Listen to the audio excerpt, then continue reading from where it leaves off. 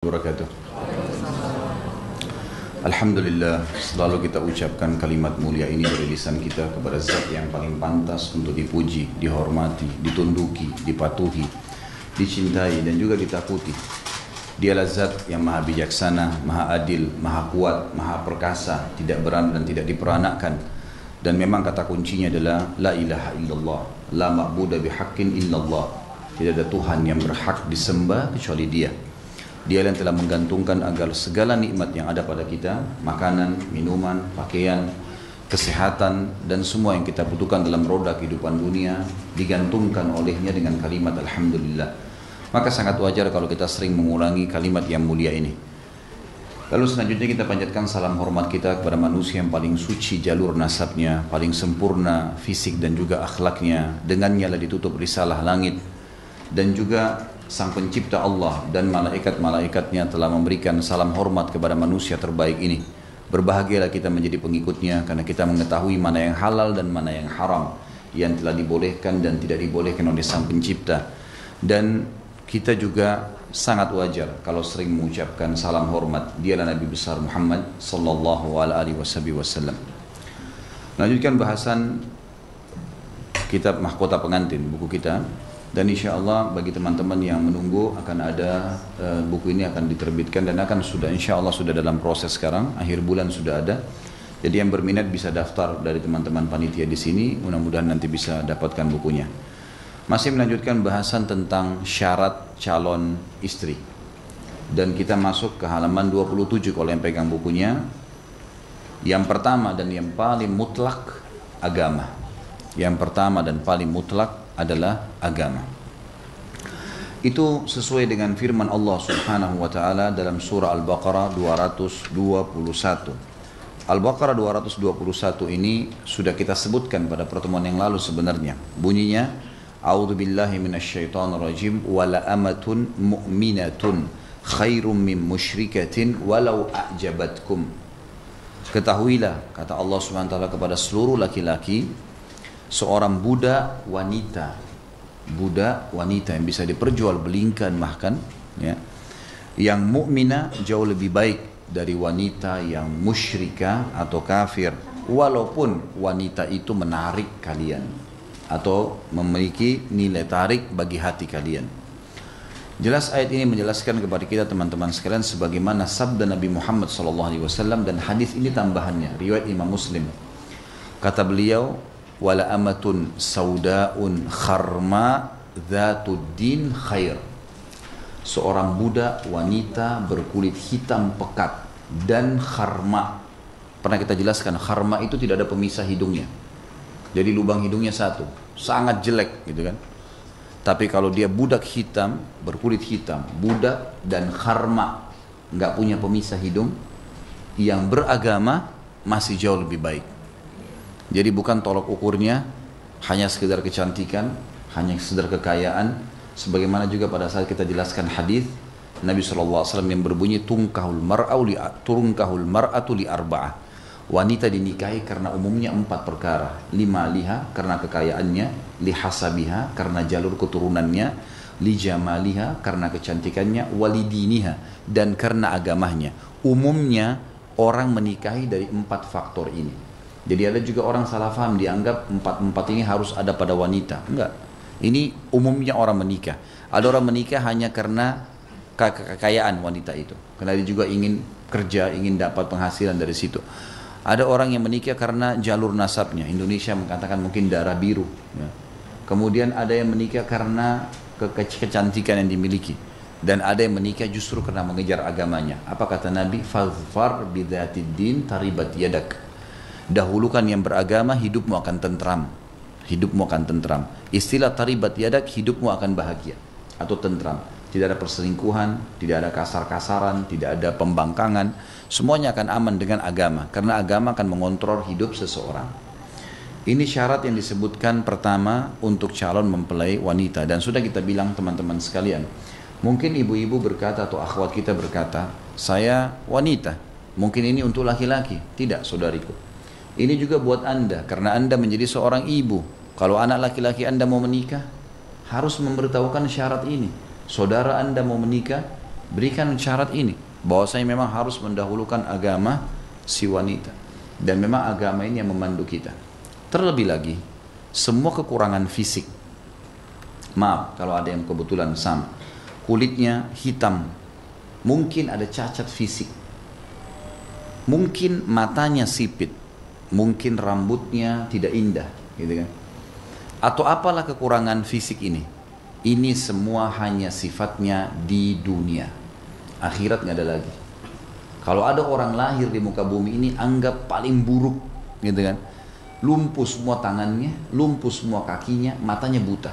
Nggak bisa. Kalau manusia menganggap tidak bisa berfungsi orang ini, tetap dia akan bahagia kalau dia beriman. Karena cacat fisik itu hanya duniawi saja, nggak dibawa sampai di akhirat. Semua orang di akhirat akan diberikan jasad baru, sesuai dengan hadis Bukhari, di mana Nabi SAW bersabda, nanti kalian akan dibangkit, Allah akan turunkan hujan pada hari kiamat setelah ditiupkan sangkakala yang kedua. Sangkakala yang pertama itu untuk mematikan, memusnahkan semua yang Allah ingin musnahkan.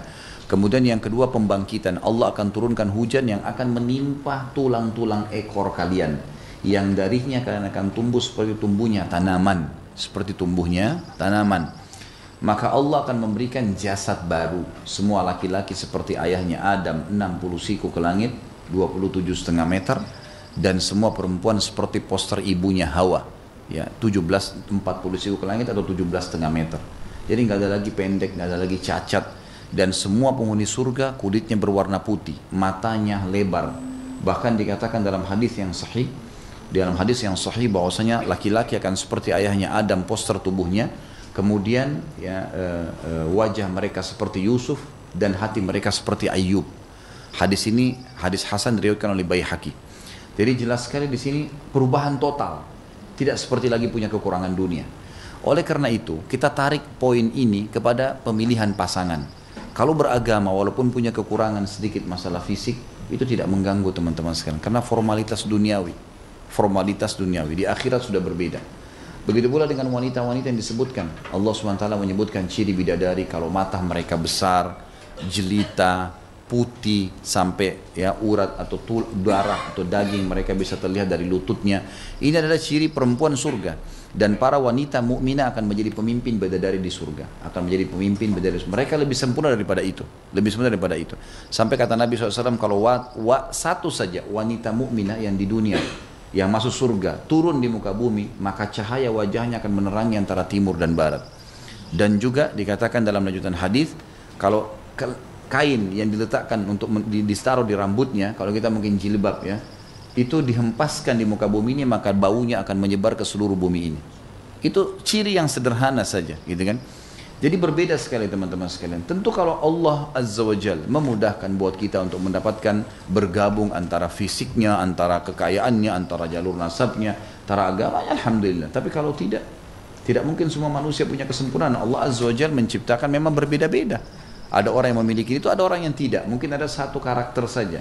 Ada orang kita temukan jalur nasabnya misalnya bagus, darah biru, tapi jahat, lisannya tajam, gitu kan, penjahat, nggak layak untuk jadi pasangan.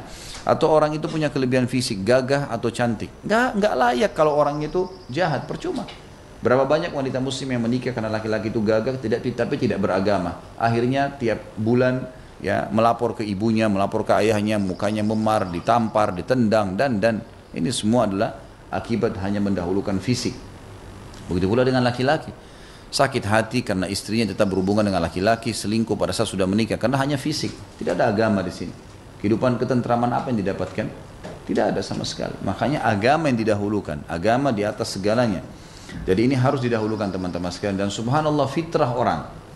Dari kasus-kasus rumah tangga yang saya hadapin teman-teman sekalian, semua laki-laki yang saya temuin, bahkan pernah saya temuin laki-laki yang tidak punya background agama dari umum, tapi dia pernah cerita dengan saya, ternyata orang seperti ini pun tidak punya pengetahuan agama, berharap istri di rumah yang mukminah, yang baik, yang bisa didik anaknya, angan-angannya istri yang baik, gitu kan.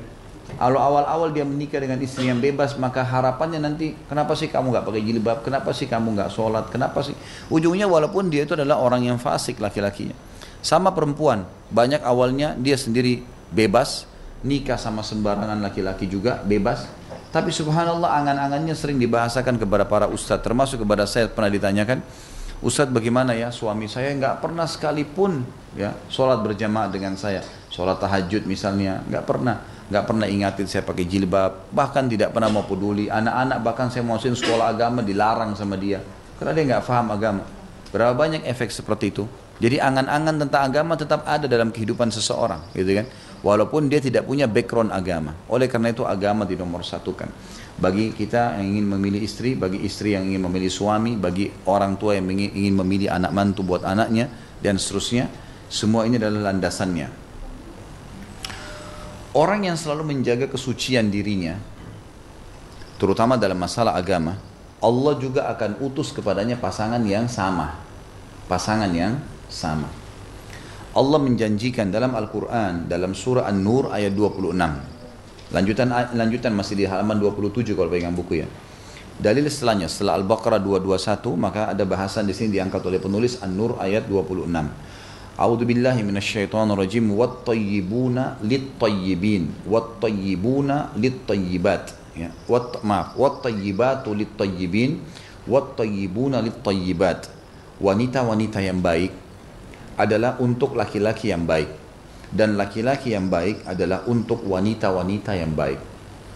Kalau seseorang wanita misalnya menjaga kesuciannya, kehormatannya, dan perlu ibu-ibu garis bawahi satu hal. Ini harus dikenal masalah karakter pasangan laki-laki. Perempuan itu makin mudah disentuh, ya, makin mudah untuk dicium, makin mudah untuk diajak jalan, itu makin tidak punya nilai di mata suaminya nanti. Di mata laki-laki tidak dianggap punya nilai. Tapi kalau perempuan itu punya kehormatan, enggak mau sama saya, nikah. Tidak mau ya enggak usah. Setelah nikah silakan pacaran, bebas. Mau jalan, mau keluar, mau ciuman, mau hubungan badan, silakan, malah berpahala. Sekarang tidak bisa. Tidak ada wanita begitu kecuali pasti akan dihormatin oleh suaminya, dihormatin oleh laki-laki. Tapi kalau yang selalu murah saja, maka itu pasti akan subhanallah dianggap tidak baik, gitu. Dianggap tidak baik. Banyak orang subhanallah dia membuka pintu dosa. Seorang wanita sudah bersuami lalu dia selingkuh. Lalu dia cerai sama suami, dia nikah sama pacarnya itu. Apa yang terjadi? Selalu kehinaan yang terjadi. Dihina oleh suami yang keduanya. Kamu juga dulu selingkuh, kamu juga begini, kamu dilempar semua permasalahan kepada dia. Jadi subhanallah orang yang menjaga kesucian dirinya, itu Allah akan kirim kepadanya juga orang suci. Sama laki-laki teman-teman sekalian. Kalau antum menjaga diri, pulang kerja, memang pulang ke tempat kos, pulang ke tempat tinggal, ibadah kepada Allah Azza wa Jal, ya, baca Al-Quran, menjaga diri dari hal-hal yang haram, Allah akan utus calon istri juga yang seperti itu. Pasti begitu. Sudah sunnatullah. Ini janji Allah. Perempuan baik-baik akan didatangkan padanya laki-laki baik-baik. Laki-laki yang baik-baik akan dapat perempuan yang baik-baik. Dan juga hadis Nabi Muhammad SAW yang harus selalu kita renungi. Jagalah kesucian, kehormatan, kemaluan kalian. Jangan berzina. Allah akan jaga kesucian, kehormatan, kemaluan pasangan kalian. Allah akan jaga pasangan kita walaupun kita tinggalin gitu. Maksudnya kita sempat ada kegiatan dan akhirnya tidak bersama, gitu kan. Dan baktilah dengan kedua orang tua kalian, maka Allah akan jadikan anak-anak kalian berbakti dengan kalian. Itu fakta, harusnya begitu. Sunnatullah, ada sistem Allah yang telah atau yang mengawasi kita. Dalil yang ketiga disebutkan surah An-Nisa ayat 34. A'udzu billahi minasyaitonir rajim. Qanitatun hafizatun lil ghaibi bima hafizallah. Wanita yang baik itu adalah yang jadi istri, layak jadi istri, pasangan hidup, ibu untuk anak-anak, yang taat kepada Allah, lagi memelihara diri ketika suaminya tidak ada. Oleh karena Allah telah memelihara mereka. Kata ulama tafsir yang dimaksud dengan Allah telah memelihara mereka adalah dia menikah dengan seorang laki-laki. Laki-laki ini tidak pernah kenal dia sebelumnya. Bukan ayahnya, bukan pamannya, laki-laki lain. Tapi laki-laki ini wajib bekerja, hasil keringatnya dia harus berikan kepada si perempuan tadi. Tidak dikenal, tidak apa. Makanannya, minumannya, pakaiannya, tempat tinggalnya wajib dipenuhi. Allah Azza wa Jalla menjaga si wanita ini. Maka Allah mengatakan pantas setiap wanita yang patuh kepada Allah adalah orang yang justru ya, menjaga agar jangan sampai terjadi hal-hal yang ya, yang tidak diinginkan, dia melanggar hukum-hukum Allah, dan dia menjaga, kalau dia menjaga Allah dia menjaga tidak selingkuh, tidak berbuat hal-hal yang haram, karena Allah memang sudah menjaga dia, mewajibkan suaminya menafkahinya, padahal suaminya tidak mengenalnya. Ini makna daripada ayat. Tapi saksi bahasan kita adalah qanitatun hafizatun lil ghaib. Qanitat adalah wanita yang taat kepada Allah. Makna yang lain adalah qanitah, kalau laki-laki qanit, yang laki-laki atau perempuan yang suka lama ruku atau sujud, rajin ibadah. Ini berarti dari dalil menjelaskan syarat pertama wanita harus beragama, karena ini semua rentetan ayat tentang masalah agama. Kata penulis, jika seorang wanita memiliki ketaatan beragama, maka Anda bisa berharap kebaikan darinya. Tanda ketaatan beragama seorang wanita adalah solat, dan solat ini adalah komunikasi antara hamba dengan Robnya. Komunikasi, kok mati?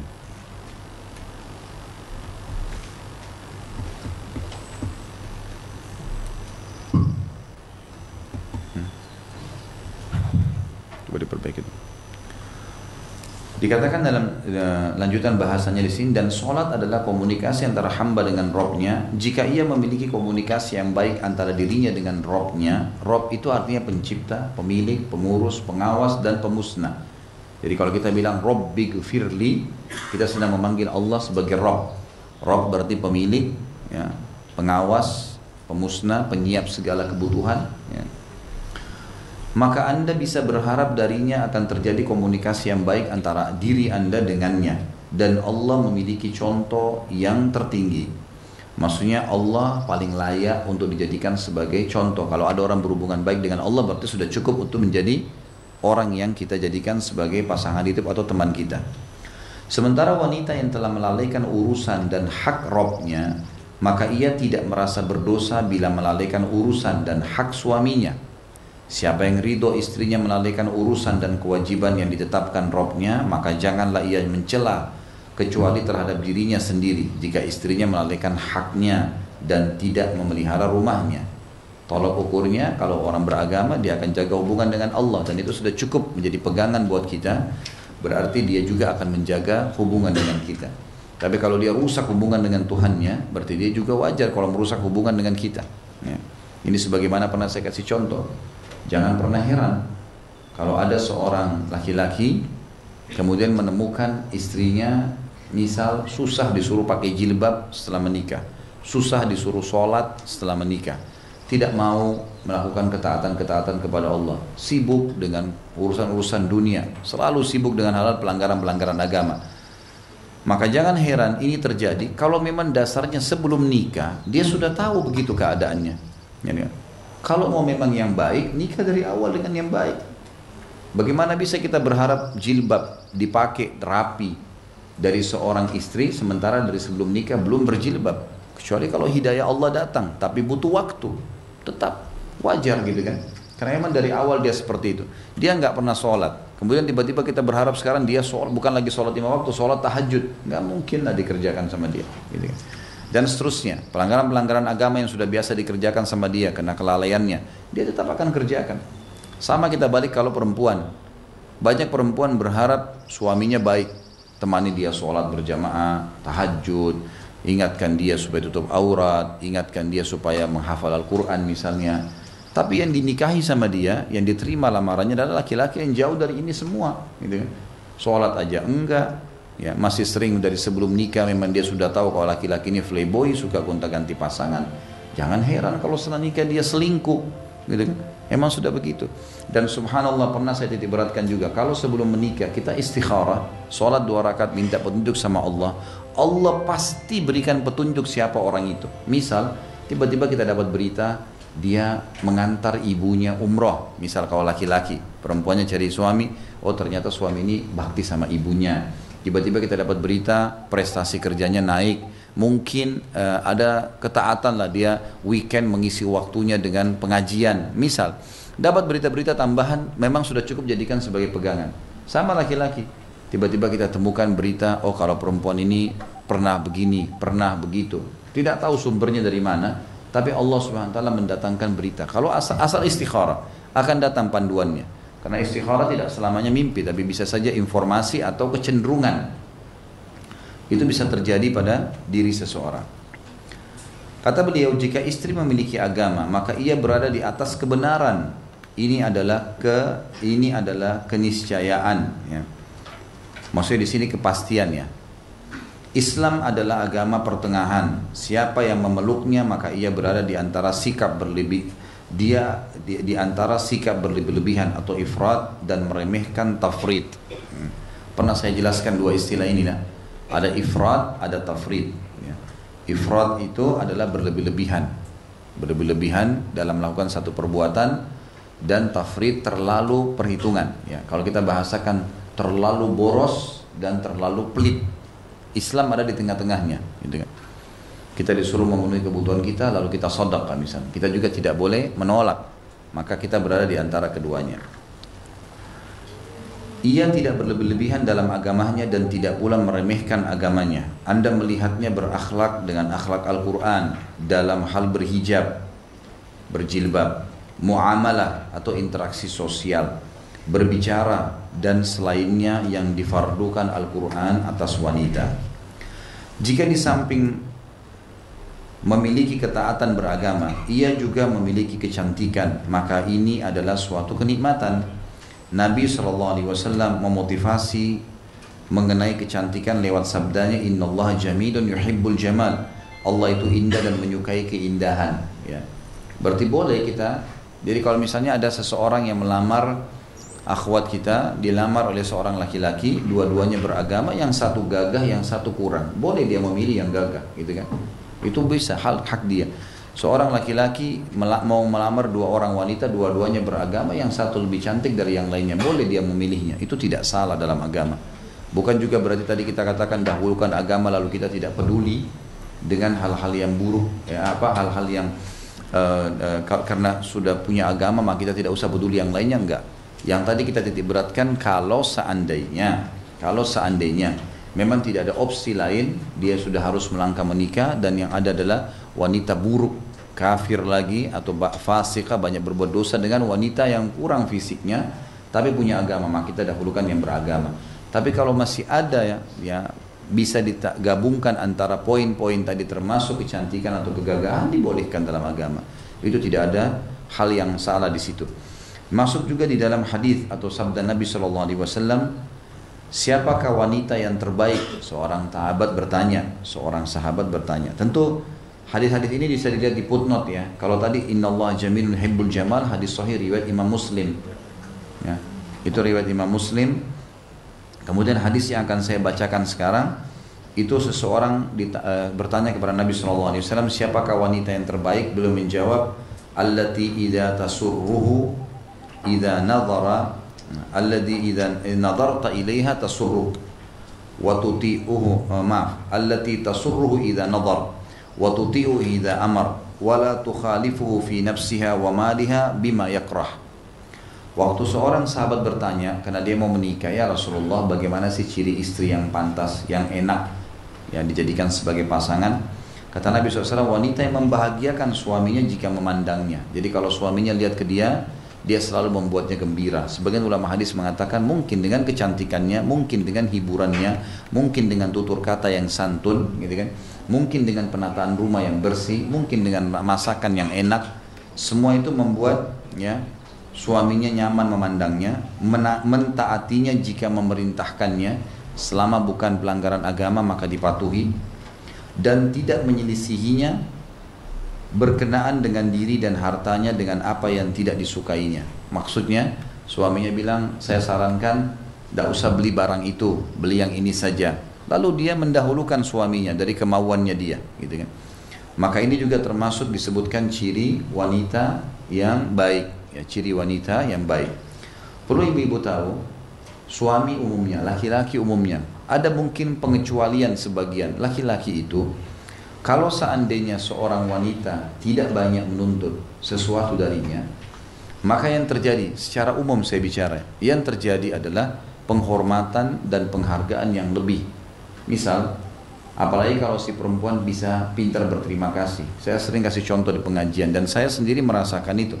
Kalau di akhir bulan saya memberikan misalnya uang bulanan ke istri saya, sudah saya hitungkan 1 bulan berapa kebutuhan, ini uang dibutuhkan. Kalau dia mengucapkan terima kasih, dengan itu saja. Yang saya pikirkan sebagai laki-laki adalah, apalagi nih yang saya harus kasih? Bagaimana kalau kurang? Saya harus dapatkan dari mana? Kita selalu berpikir untuk menambah, karena orang ini tahu menilai. Dibandingkan misalnya ada seorang istri yang sudah dikasih oleh suaminya, kemudian dia menganggap remeh. Kan gitu. Ibu-ibu hati-hati, kalau misalnya laki-laki suami ibu memberikan sesuatu, walaupun ibu anggap itu sederhana, usahakan ada di depan mata dia. Misal dikasih baju, misal dikasih coklat, makanan, dia berharap melihatnya. Makna daripada hadis adalah wanita yang kalau kau melihat padanya kau akan bahagia. Sifat laki-laki suka menilai dengan penglihatan mata, beda dengan perempuan. Mungkin ibu-ibu suka dengan pakaian tertentu suaminya pakai, tapi beda dengan laki-laki. Beda sekali. Warna saja yang dia suka, motif baju yang dia suka, semuanya sangat berpengaruh kepada muamalahnya, berpengaruh kepada perilakunya dia pada istri, gitu kan? Jadi jangan pernah dibelikan baju lalu ibu taruh di gudang tidak dipakai, gitu. Karena itu berpengaruh pada kejiwaan laki-laki.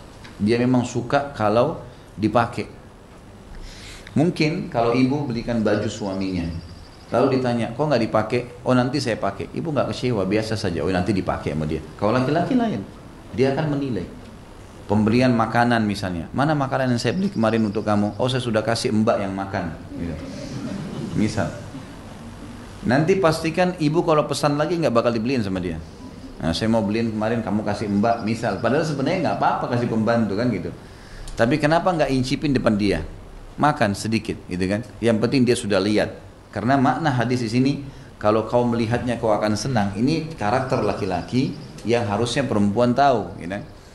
Kemudian saya juga pernah temukan ya, seperti kasus rumah tangga yang sering saya pecahkan. Di antaranya ada seorang suami pernah mau menceraikan istrinya setelah 15 tahun menikah.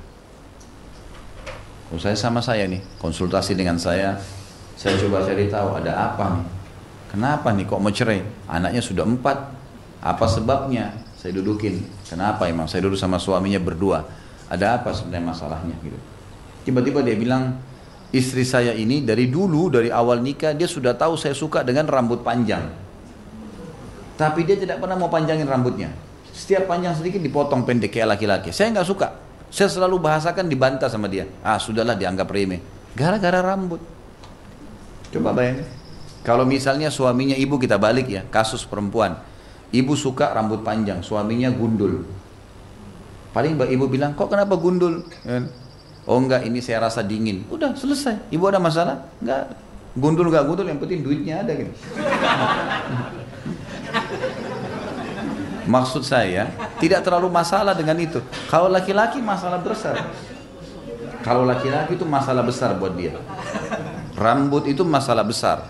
Kadang-kadang dia bahasakan dengan santun. Kenapa rambutnya enggak begini ya? Kenapa rambutnya enggak begini ya? Gitu. Masalah sederhana, tapi berpengaruh. Berpengaruh sekali masalah ini. Jadi harusnya memang difahamin masalah ini. Termasuk juga dengan masalah warna pakaian tadi, penataan diri, kemudian juga masuk dalamnya penataan tempat. Nah, laki-laki sangat peduli dengan itu. Ya. Dia suka kalau ada penataan, ada rapi, dan ini masuk dalam hadis yang pertama tadi kita sebutkan. Allah itu indah dan menyukai keindahan. Ibu-ibu harus punya keterampilan, latih anak-anaknya untuk bisa terampil. Rumah-rumah itu nyaman, bersih, ya. Dan juga rumah yang bersih dan rapi tidak akan dimasuki oleh syaitan, ya, akan bagus gitu ya. Kemudian yang katakan di sini, kalau kau perintahkan maka dia mentaatimu. Di sini berarti karakter laki-laki yang lain, ibu-ibu sekalian. Dan tentu di sini laki-laki sangat suka kalau dia perintah, karena ada kepemimpinan dalam jiwanya. Dia kalau perintah diikuti. Maka ibu-ibu pada saat mengalah di sini, kalau dia bilang, ayo kita keluar ke sini yuk. Ibu lagi pengen ke satu tempat, lalu ibu mengutarakan, ibu mengatakan, ya udah nggak apa-apa, ayo kita pergi. Sebenarnya sih saya pengen ke sini, bahasakan saja. Kalau dia bilang nantilah kita minggu depan baru ke sana, ya udah ayo, nikmatin aja, nggak ada masalah, nggak usah dibuat masalah, gitu kan? Karena ternyata dengan mentaati suami di sini, makna daripada hadis, si istri akan mendapat hati suaminya, gitu kan? Karena dia akan selalu membanggakan istrinya yang patuh dengan dia, selama bukan kemaksiatan. Di sini bukan berarti ibu tidak memenuhi kebutuhannya, tidak. Tetapi Dengan memberikan kesempatan dia dahulu, pastikan dia juga akan berkorban buat ibu di satu waktu. Ini makna daripada kalau engkau wanita itu mentaatinya jika ia memerintahkannya, si suami. Kemudian yang selanjutnya adalah tidak menyelisihi berkenaan diri dan harta suami tadi dengan apa yang tidak disukainya. Jadi kalau suami nggak suka dengan warna tertentu, jangan dipaksain walaupun ibu suka, kan gitu. Jadi dahulukan dalam masalah itu, otomatis suami akan menghormati istrinya. Ada unsur timbal balik itu, ada unsur timbal balik. Kemudian yang kedua, sifat yang harus dimiliki atau sifat yang semestinya ada pada calon istri. Dikatakan oleh penulis, maaf, ada paragraf yang saya lupa baca. Kata penulis, wanita yang beragama lagi cantik adalah cahaya di atas cahaya, dan jika ia juga memiliki harta dan kedudukan, maka ia telah menghimpun sifat kebaikan yang banyak. Tapi kalau cuma agama yang ada, maka agama yang didahulukan. Yang kedua adalah yang harus dimiliki calon istri. Di antara sifat yang dituntut pada seorang istri adalah wanita yang penuh kasih sayang, lagi banyak keturunan. Sebagaimana sabda Nabi Muhammad SAW, tazawwajul waludal walud fa inni mukathirum bikum yaumal qiyamah. Menikahlah dengan wanita yang banyak anak lagi penuh dengan kasih sayang, karena aku akan membanggakan jumlah umatku. Ada tambahan riwayat pada hari kiamat nanti. Jadi di sini diharuskan mencari wanita yang subur. Cara tahunya dari mana? Dari jalur ibu. Jalur ibunya. Ini sudah pernah kita jelaskan ya. Jadi kalau seseorang mau menikah dalam Islam, kalau dia mau tahu tentang fisik keturunannya nanti, warna kulit, rambut, paras wajah, semua itu dari jalur ayah. Dari jalur ibu. Astagfirullah, dari jalur ayah. Fisik dari jalur ayah. Kulit, paras wajah, rambut, semua dari keluarga ayah itu. Jadi kalau keluarga calon mempelai kita, laki-laki atau perempuan, ya, keluarga ayahnya misalnya tinggi-tinggi semua, itu anak-anak kita juga akan begitu. Semua ikut dari keluarga ayah. Karakter, sifat dari keluarga ibu. Dari keluarga ibu. Nah makanya termasuk dalam keluarga ibu selain karakter, adanya jalur ya dari keluarga ibu karakter, dari keluarga ayah fisik. Dari keluarga ayah bisa dinilai kesuburan. Jadi kalau misalnya keluarga ayahnya banyak keturunannya, gitu kan? Nah itu berarti insya Allah ke bawahnya juga subur. Gitu. Ini salah satu trik untuk mengetahui, dan saya pernah jelaskan teman-teman kalau masih ingat, ada 3 cara untuk mengetahui calon pasangan tanpa pacaran. Yang pertama, kenali fisik saja, yang boleh dilihat wajah dan telapak tangan, gitu kan? Sesuatu, kata Nabi SAW, lihatlah sesuatu yang menarik dari calon pasanganmu, wajah. Mungkin alisnya, mungkin matanya, mungkin hidungnya, mungkin bibirnya, kulitnya, cukup sebatas wajah. Wajah menggambarkan, kata ulama fikih, kepala sampai ke perut. Telapak tangan menggambarkan kemaluan sampai ke kaki. Secara umum, ya, seperti itu. Yang kedua, kenali keluarganya. Keluarga ini dari jalur ayahnya, fisik yang diturunkan, termasuk kesuburan tadi untuk keturunan, rambut, warna kulit, postur tubuh, dan seterusnya. Karakter dari keluarga ibu. Dan kita bicara masalah globalnya sifat keluarga ya.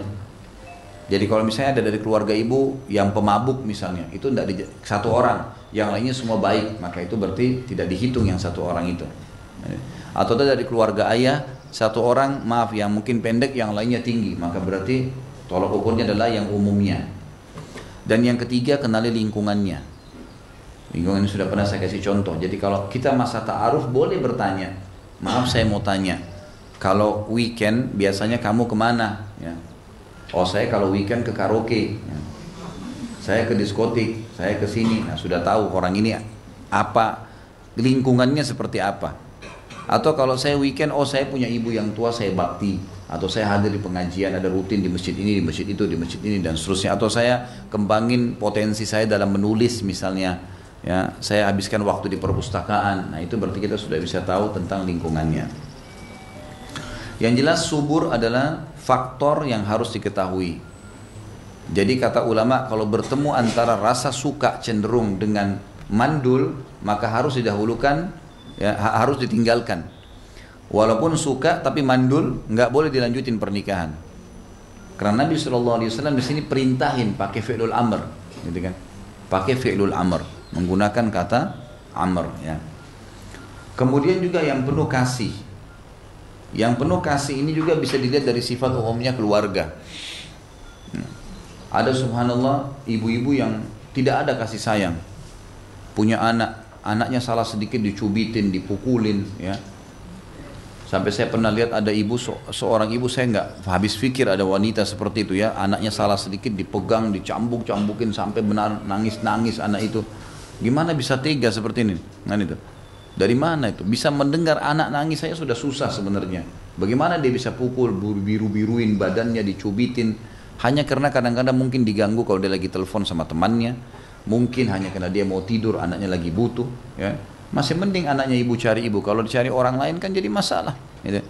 Dan kita berkorban semua dinilai pahala di sisi Allah SWT karena mereka amanah, gitu. Mereka amanah. Berapa banyak pemimpin dunia lahir dari tangan ibu-ibu, ibu-ibu salihah, mukminah, gitu kan. Jadi kita harus tahu masalah ini. Kemudian di sini juga ada makna yang bisa diambil dari hadis Nabi SAW bangga dengan jumlah umat. Ada sebagian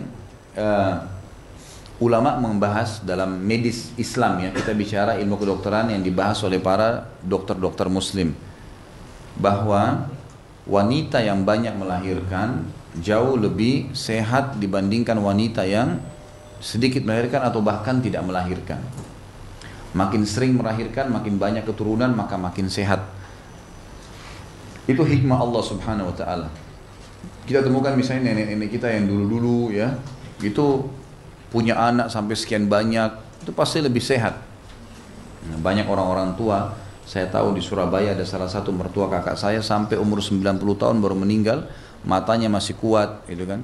Kemudian fisiknya masih kuat. Memang terakhir-terakhir pada saat mau meninggal sakit, wajar manusiawi, tapi subhanallah orang yang seangkatan dengan beliau sudah sakit semua, sudah macam-macam, tapi dia masya Allah gitu, ya, masya Allah. Bahkan keturunannya banyak sekali, ya, di atas 10 orang anaknya.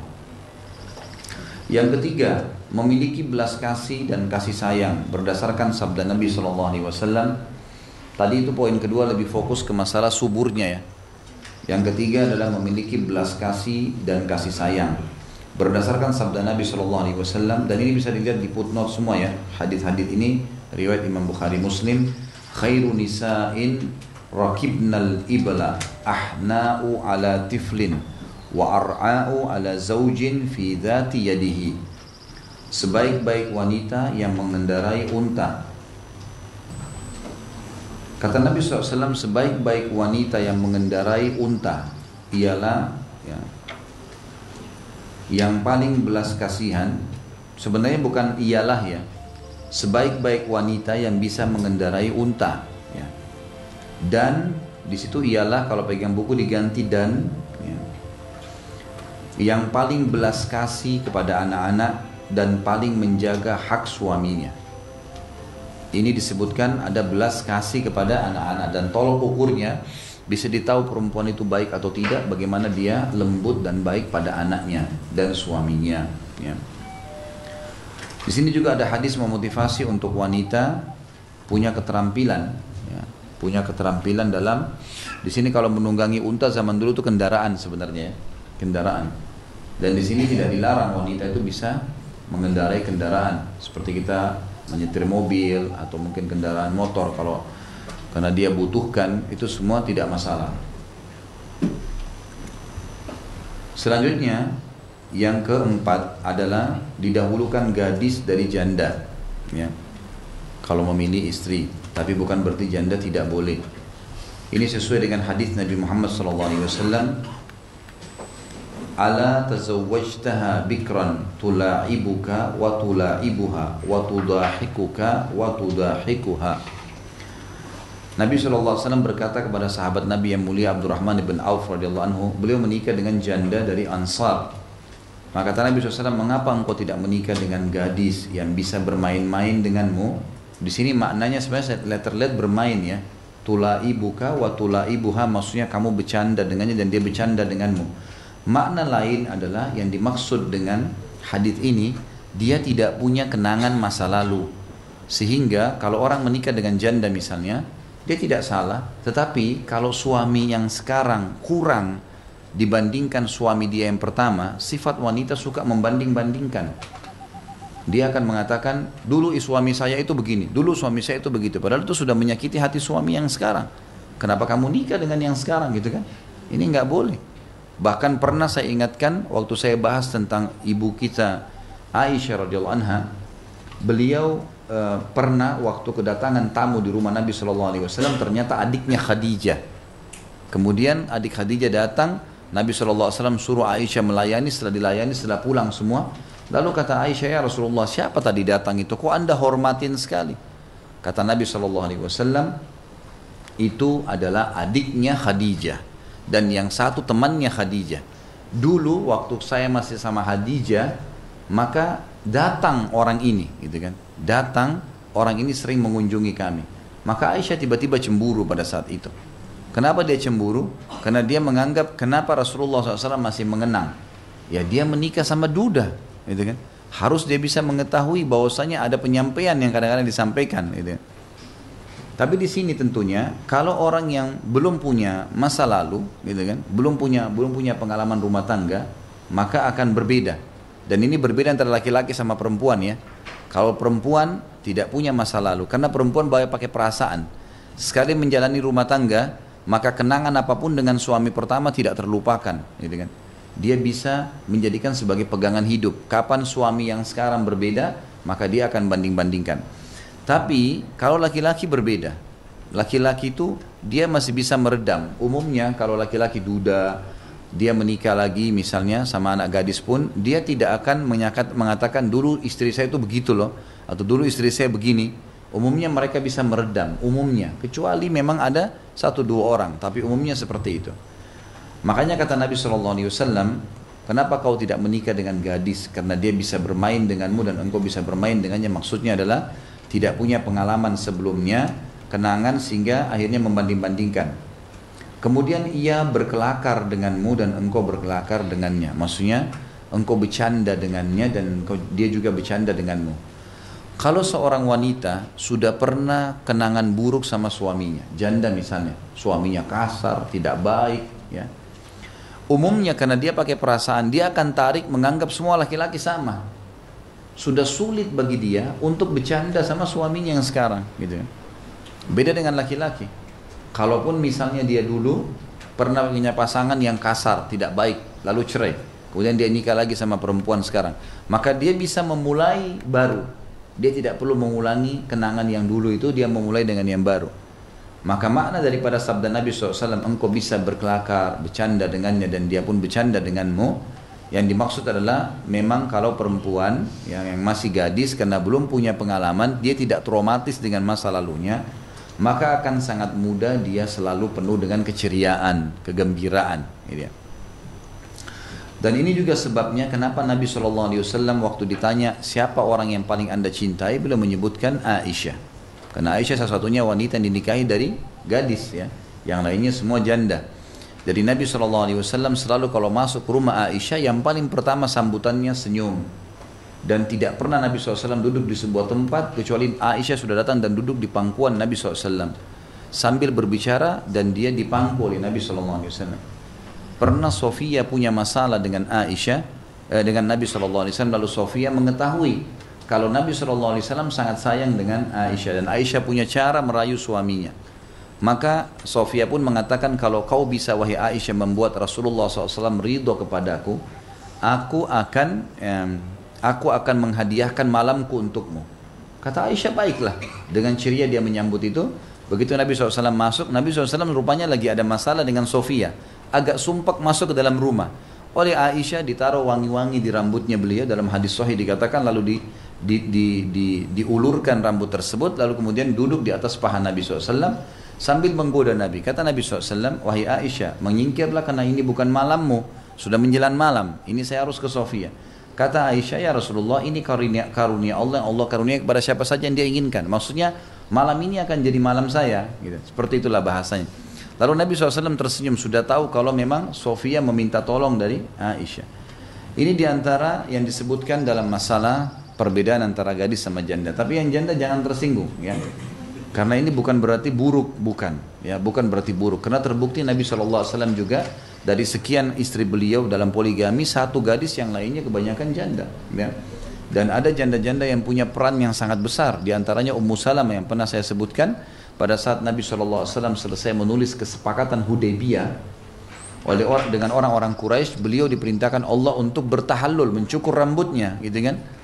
Lalu Nabi SAW bilang para sahabat, ayo cukur rambut kalian. Ternyata sahabat-sahabat ini masih berharap perang.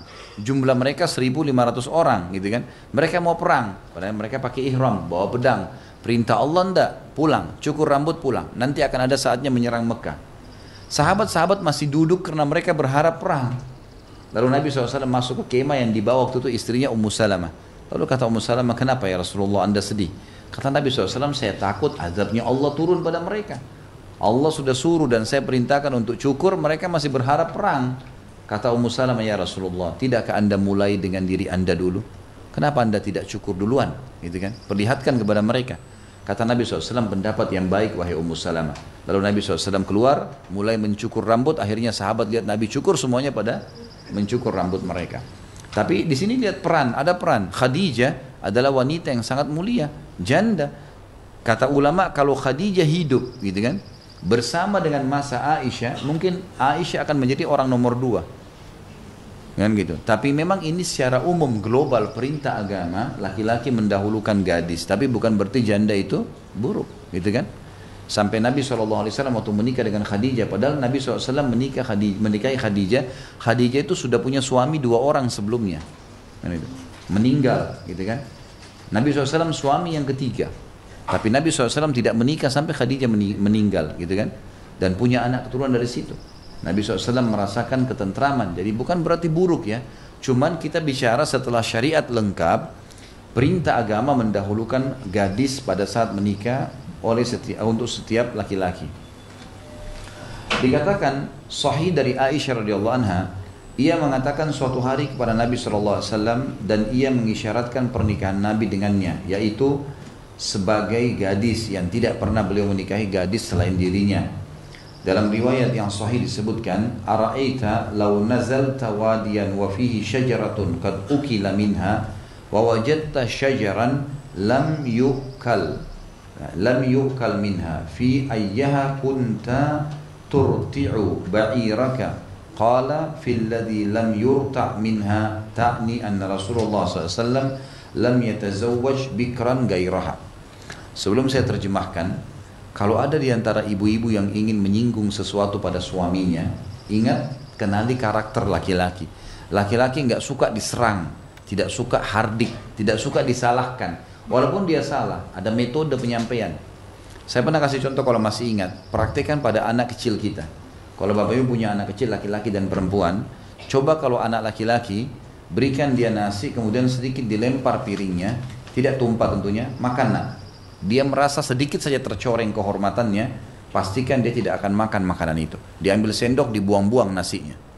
Anak perempuan beda karakternya. Kita kasih, nah ini makan. Sedikit dilempar, dia makan. Tidak ada masalah buat dia. Artinya ada jiwa kepemimpinan di jiwa laki-laki.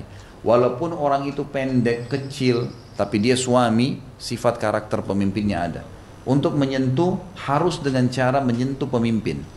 Orang tua, bagaimana caranya kita menangani orang tua? Melemparkan sebuah contoh, isyarat. Aisyah mengatakan itu pada Nabi Muhammad SAW. Yang itu. Kata Aisyah, waktu ingin menyebutkan kedudukan dia di depan Nabi SAW dibandingkan istri yang lain, bagaimana menurut anda? Di sini riwayat diterjemahkan bagaimana menurutmu ya? Bila anda singgah di sebuah lembah yang terdapat pohon yang sudah pernah dimakan oleh hewan. Ada pohon, rumput, sudah pernah digigit oleh hewan, sisa sedikit. Dan anda juga mendapati pohon yang belum pernah dimakan sedikit pun oleh hewan. Pada pohon manakah anda akan mengembalakan unta anda? Di mana yang anda akan ikat? Di rumput yang sudah pernah dimakan atau yang belum pernah dimakan? Maka beliau menjawab, pada pohon yang belum pernah dimakan sedikit pun. Maksudnya adalah Aisyah, bahwa Nabi SAW tidak pernah menikah dengan gadis selain dirinya. Maksudnya saya belum pernah kenal laki-laki sebelumnya gitu. Maka perbandingan saya dengan istri Anda seperti rumput yang pernah dimakan dan yang tidak pernah dimakan. Jadi Aisyah menggunakan isyarat, ya, tidak menyinggung secara langsung gitu. Dan Nabi SAW mendukung itu, tidak ada masalah. Jadi ada alasan yang mendorong untuk menikahi janda, ya. Jadi ada alasan yang mendorong untuk menikah dengan janda. Ini terjemahnya kurang tepat ya. Jika ada alasan yang mendorong, ya tepat ini, jika ada alasan yang mendorong untuk menikahi janda, maka itu tidak masalah ya. Artinya memang kalau janda itu baik ketemu dengan gadis yang buruk misalnya, ya janda yang didahulukan gitu kan. Kita bicara kalau bertemu antara janda yang baik dengan gadis yang baik, maka diprioritaskan yang baik, karena rentetan hukum-hukum tadi tetap berlaku ya, agamanya yang subur kan gitu, kemudian yang penuh kasih sayang, barulah kemudian masuk gadis atau janda. Salah satu anekdot yang diriwayatkan mengenai perbedaan antara janda dengan gadis, bahwa seseorang sahaya wanita pernah di hadapan Khalifah Al-Mutawakkil. Lalu Khalifah bertanya, apakah engkau gadis atau janda? Ia menjawab, janda wahai Amir Mukminin. Salah seorang dari mereka membeli sahaya wanita. Ia lalu bertanya kepadanya, aku tidak mengiramu kecuali masih gadis. Ia berkata kepadanya, sungguh telah terjadi banyak penaklukan di masa Al-Wasit ya. Salah seorang dari mereka berkata kepada sahaya wanitanya, apakah engkau masih gadis? Yang menjawab, aku berlindung kepada Allah dari Al-Kasad atau janda. Dua orang saya, nanti saya jelaskan ya, saya datangkan dulu ini, setiap paragraf ada maksudnya, tapi penjelasan kepada sebuah poin. Dua orang sahaya wanita, gadis dan janda, diperlihatkan kepada seseorang di antara mereka. Salah satu dari antara mereka, maksudnya seorang laki-laki melihatnya untuk memilih menikahi yang mana. Maka ia cenderung kepada yang gadis. Maka yang janda mengatakan, engkau menginginkannya padahal jarak antara aku dengannya hanya sehari. Maksudnya umurnya sangat dekat. Maksudnya jarak antara kegadisan dan menjadi janda hanya semalam. Ia mengatakan kepadanya, wa inna yauman inda rabbika ka'alfi sanati mimma ta'uddun. Lalu laki-laki itu menjawab firman Allah surah Al-Hajj ayat 47 tentang perbedaan hari dunia sama hari akhirat. Karena kan sejanda tadi bilang, perbedaan antara saya sama gadis ini, padahal kau pilih gadis cuman sehari.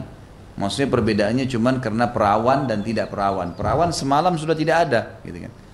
Maka laki-laki ini menjawab, sesungguhnya satu hari di sisi Allah di hari kiamat nanti seperti 1000 tahun menurut perhitungan kalian. Maksudnya walaupun sehari nilainya tetap mahal gitu loh. Ini anekdot ya yang dibahasakan, sering terjadi pada saat dulu untuk membahasakan. Yang kita ambil dari 4 paragraf ini adalah bagaimana seseorang tidak tersinggung pada saat ada pertanyaan-pertanyaan. Misal ditanya tentang masalah yang mana kamu lebih pilih. Seorang istri bertanya pada suaminya, waktu kamu nikah dengan saya masih gadis, kamu lebih pilih gadis atau janda? Dia bertanya, lalu suaminya mengatakan tentu saja gadis misalnya. Atau dia bilang, saya sebenarnya sih pilih janda. Si istri nggak usah tersinggung pada saat itu, karena pertanyaan dia yang melemparkan. Kalau kita melempar pertanyaan, kita harus siap untuk menerima jawaban. Dari sini juga pelajaran Bapak Ibu sekalian, tolong dicamkan baik-baik. Di dalam Islam tidak boleh membuka aib sendiri. Misal gini, ulama sepakat nih, ini sepakatan jumhur ulama. Kalau ada orang mau menikah, lalu calon suami bilang sama istrinya, apa kau masih perawan? Tidak boleh dijawab. Tidak usah dijawab, gitu kan? Kalaupun dia jawab seperti anekdot yang ada di contoh ini. Perhatikan di sini jawabannya kan. Apakah kamu masih gadis? Di paragraf yang ketiga, maka si perempuan itu menjawab, aku berlindung kepada Allah dari janda. Maksudnya saya tidak mungkin jadi janda, saya masih gadis gitu. Tapi dia tidak membahasakan dengan langsung. Sama halnya kalau seorang perempuan bertanya, apa kau masih perjaka pada laki-lakinya? Mungkin dia pernah berzina, Allahu a'lam gitu kan. Maka dia tidak perlu jawab. Sama halnya sampai pada tingkat suami istri. Tidak boleh suami bertanya pada istrinya, tidak boleh istri tanya pada suaminya, apa kau pernah berzina? Nggak boleh ditanya. Pertanyaan ini tidak boleh. Kenapa? Karena bertanya sesuatu yang telah lalu tidak boleh dalam agama. Tidak bisa. Sekarang ini istri saya, ini suami saya, udah ini depan saya. Inilah dia. Gak usah korek-korek masa lalu, karena korek masa lalu membuat masalah baru dalam hidup kita. Membuka pintu syaitan, kita jadi tidak tenang, tidak tentram. Kata ulama gak usah. Pasangannya tidak boleh jawab, yang bertanya tidak boleh bertanya. Jadi jelas ya, tidak boleh ditanya. Udah, sudah menikah ya sudah, gitu kan. Bukan lagi saatnya bertanya. Ini perlu. Tapi kalau seandainya sebelum menikah kita mengumpulkan informasi dari sumber-sumber yang benar, tidak ada masalah. Orang ini gadis atau enggak ya, misalnya ditanya keluarganya, sudah pernah nikah atau enggak, bisa ditanya gitu kan. Itu lain, beda. Tapi kalau dia bertanya langsung dan hal-hal itu bisa membuka aib, maka tidak perlu dijawab. Dan memang tidak boleh bertanya. Makanya pernah ada seorang gadis berkata pada seorang syekh di Saudi, pertanyaannya, "Syekh, saya dulu pernah berbuat salah, pernah berzina malah. Saya sudah tobat kepada Allah Azza wa Jalla, saya sudah tutup aib saya itu. Sekarang saya mau menikah. Apakah saya harus buka kepada calon suami saya? Saya tahu dia orang saleh. Saya tidak tega kalau saya tidak mengatakan saya sudah tidak perawan lagi." Kata syekhnya, "Jangan kamu bicara, tidak usah. Ditanya pun jangan kamu jawab. Inilah saya kalau kamu mau nikahi. Pertanyaan, kau sudah pernah nikah? Saya belum pernah menikah." Kalau itu pertanyaannya, karena yang ditanya perbuatan baik ya, menikah kan ibadah. Pernah nikah atau enggak? Oh belum, oh sudah, gitu kan. Tapi apa kau perawan atau enggak? Ini enggak ada jawaban. Apa kau berjaga atau enggak? Enggak ada. Apa kau pernah berzina? Enggak ada jawaban. Enggak ada urusannya dengan itu, karena Islam tidak melihat masa lalu seseorang. Dan kata Nabi SAW, kalau sesuatu sudah terjadi, jangan katakan kalau seandainya. Karena kalau seandainya membuka pintu syaitan. Tapi katakan la qaddarallahu ma syaa fa'al. Ini yang kita bisa ambil dari paragraf-paragraf tadi. Berarti jawaban pun kalau dibutuhkan dengan santun, dan juga ada pertanyaan yang tidak perlu dijawab. Dikatakan wanita itu termasuk orang yang terdidik lewat hidangan Al-Quran dan Sunnah, bukan wanita yang terdidik lewat hidangan Timur dan Barat. Maksudnya wanita-wanita yang faham sehingga mereka jaga kesuciannya adalah wanita yang terdidik lewat hidangan Al-Quran dan Sunnah. Selalu tiap hari yang didengarkan ayat, hadis, pengajian, majelis-majelis yang baik, ya orang tuanya selalu nasihatin, bukan terdiri dari hidangan Timur dan Barat, maksudnya tradisi-tradisi non-Muslim yang berjalan dan menjulurkan lidah di belakang segala yang baru di dunia mode, pakaian, cat kuku, dunia kaset dan penyanyi. Ia mengambil jalan dan teladannya dari penyanyi, penari dan pameran film atau baik laki-laki maupun perempuan. Jadi wanita yang baik adalah yang beragama, tolak ukurnya memang jalan di atas agama itu, bukan yang jalan di atas kehidupan non-muslim. Itu maksudnya. Saudaraku, kata penulis, hati-hatilah mengambil teman wanita yang tidak berkerudung. Tidak berkudungkan dengan kerudung robnya, dan lebih mendahulukan kerudung seniman dan orang jahat. Lalu ia menelanjanginya dan menutupinya. Ia menjadikannya sebagai barang dagangan yang dipajang untuk setiap orang yang punya sepasang mata agar melihatnya. Jadi kalau pelukis kan setelah dia lukis dipajang untuk semua pasang mata melihatnya. Bahasanya nih, bahasa kiasannya adalah jangan kau menikah dengan wanita ya kecuali dia menggunakan kerudung robnya. Maksudnya Allah suruh tutup ya ditutup. Tidak semua orang bisa lihat ya tidak semua orang bisa lihat, gitu kan. Dan jangan seperti kerudung seniman yang memang kalau dia gambar maka semua orang akan melihat dengan matanya.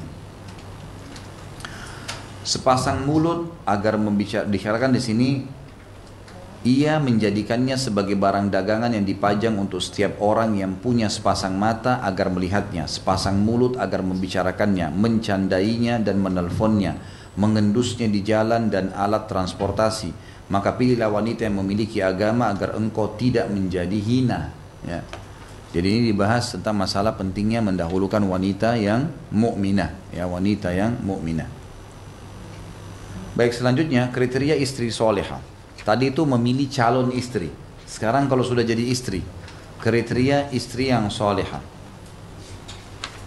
Kita tutup dengan bahasan ini. Nanti kedepannya kita akan bahas landasan memilih suami. Tadi kan ini landasan memilih istri. Kemudian kita masuk ke kriteria istri solehah sekarang. Setelah itu akan ada bahasan landasan memilih suami.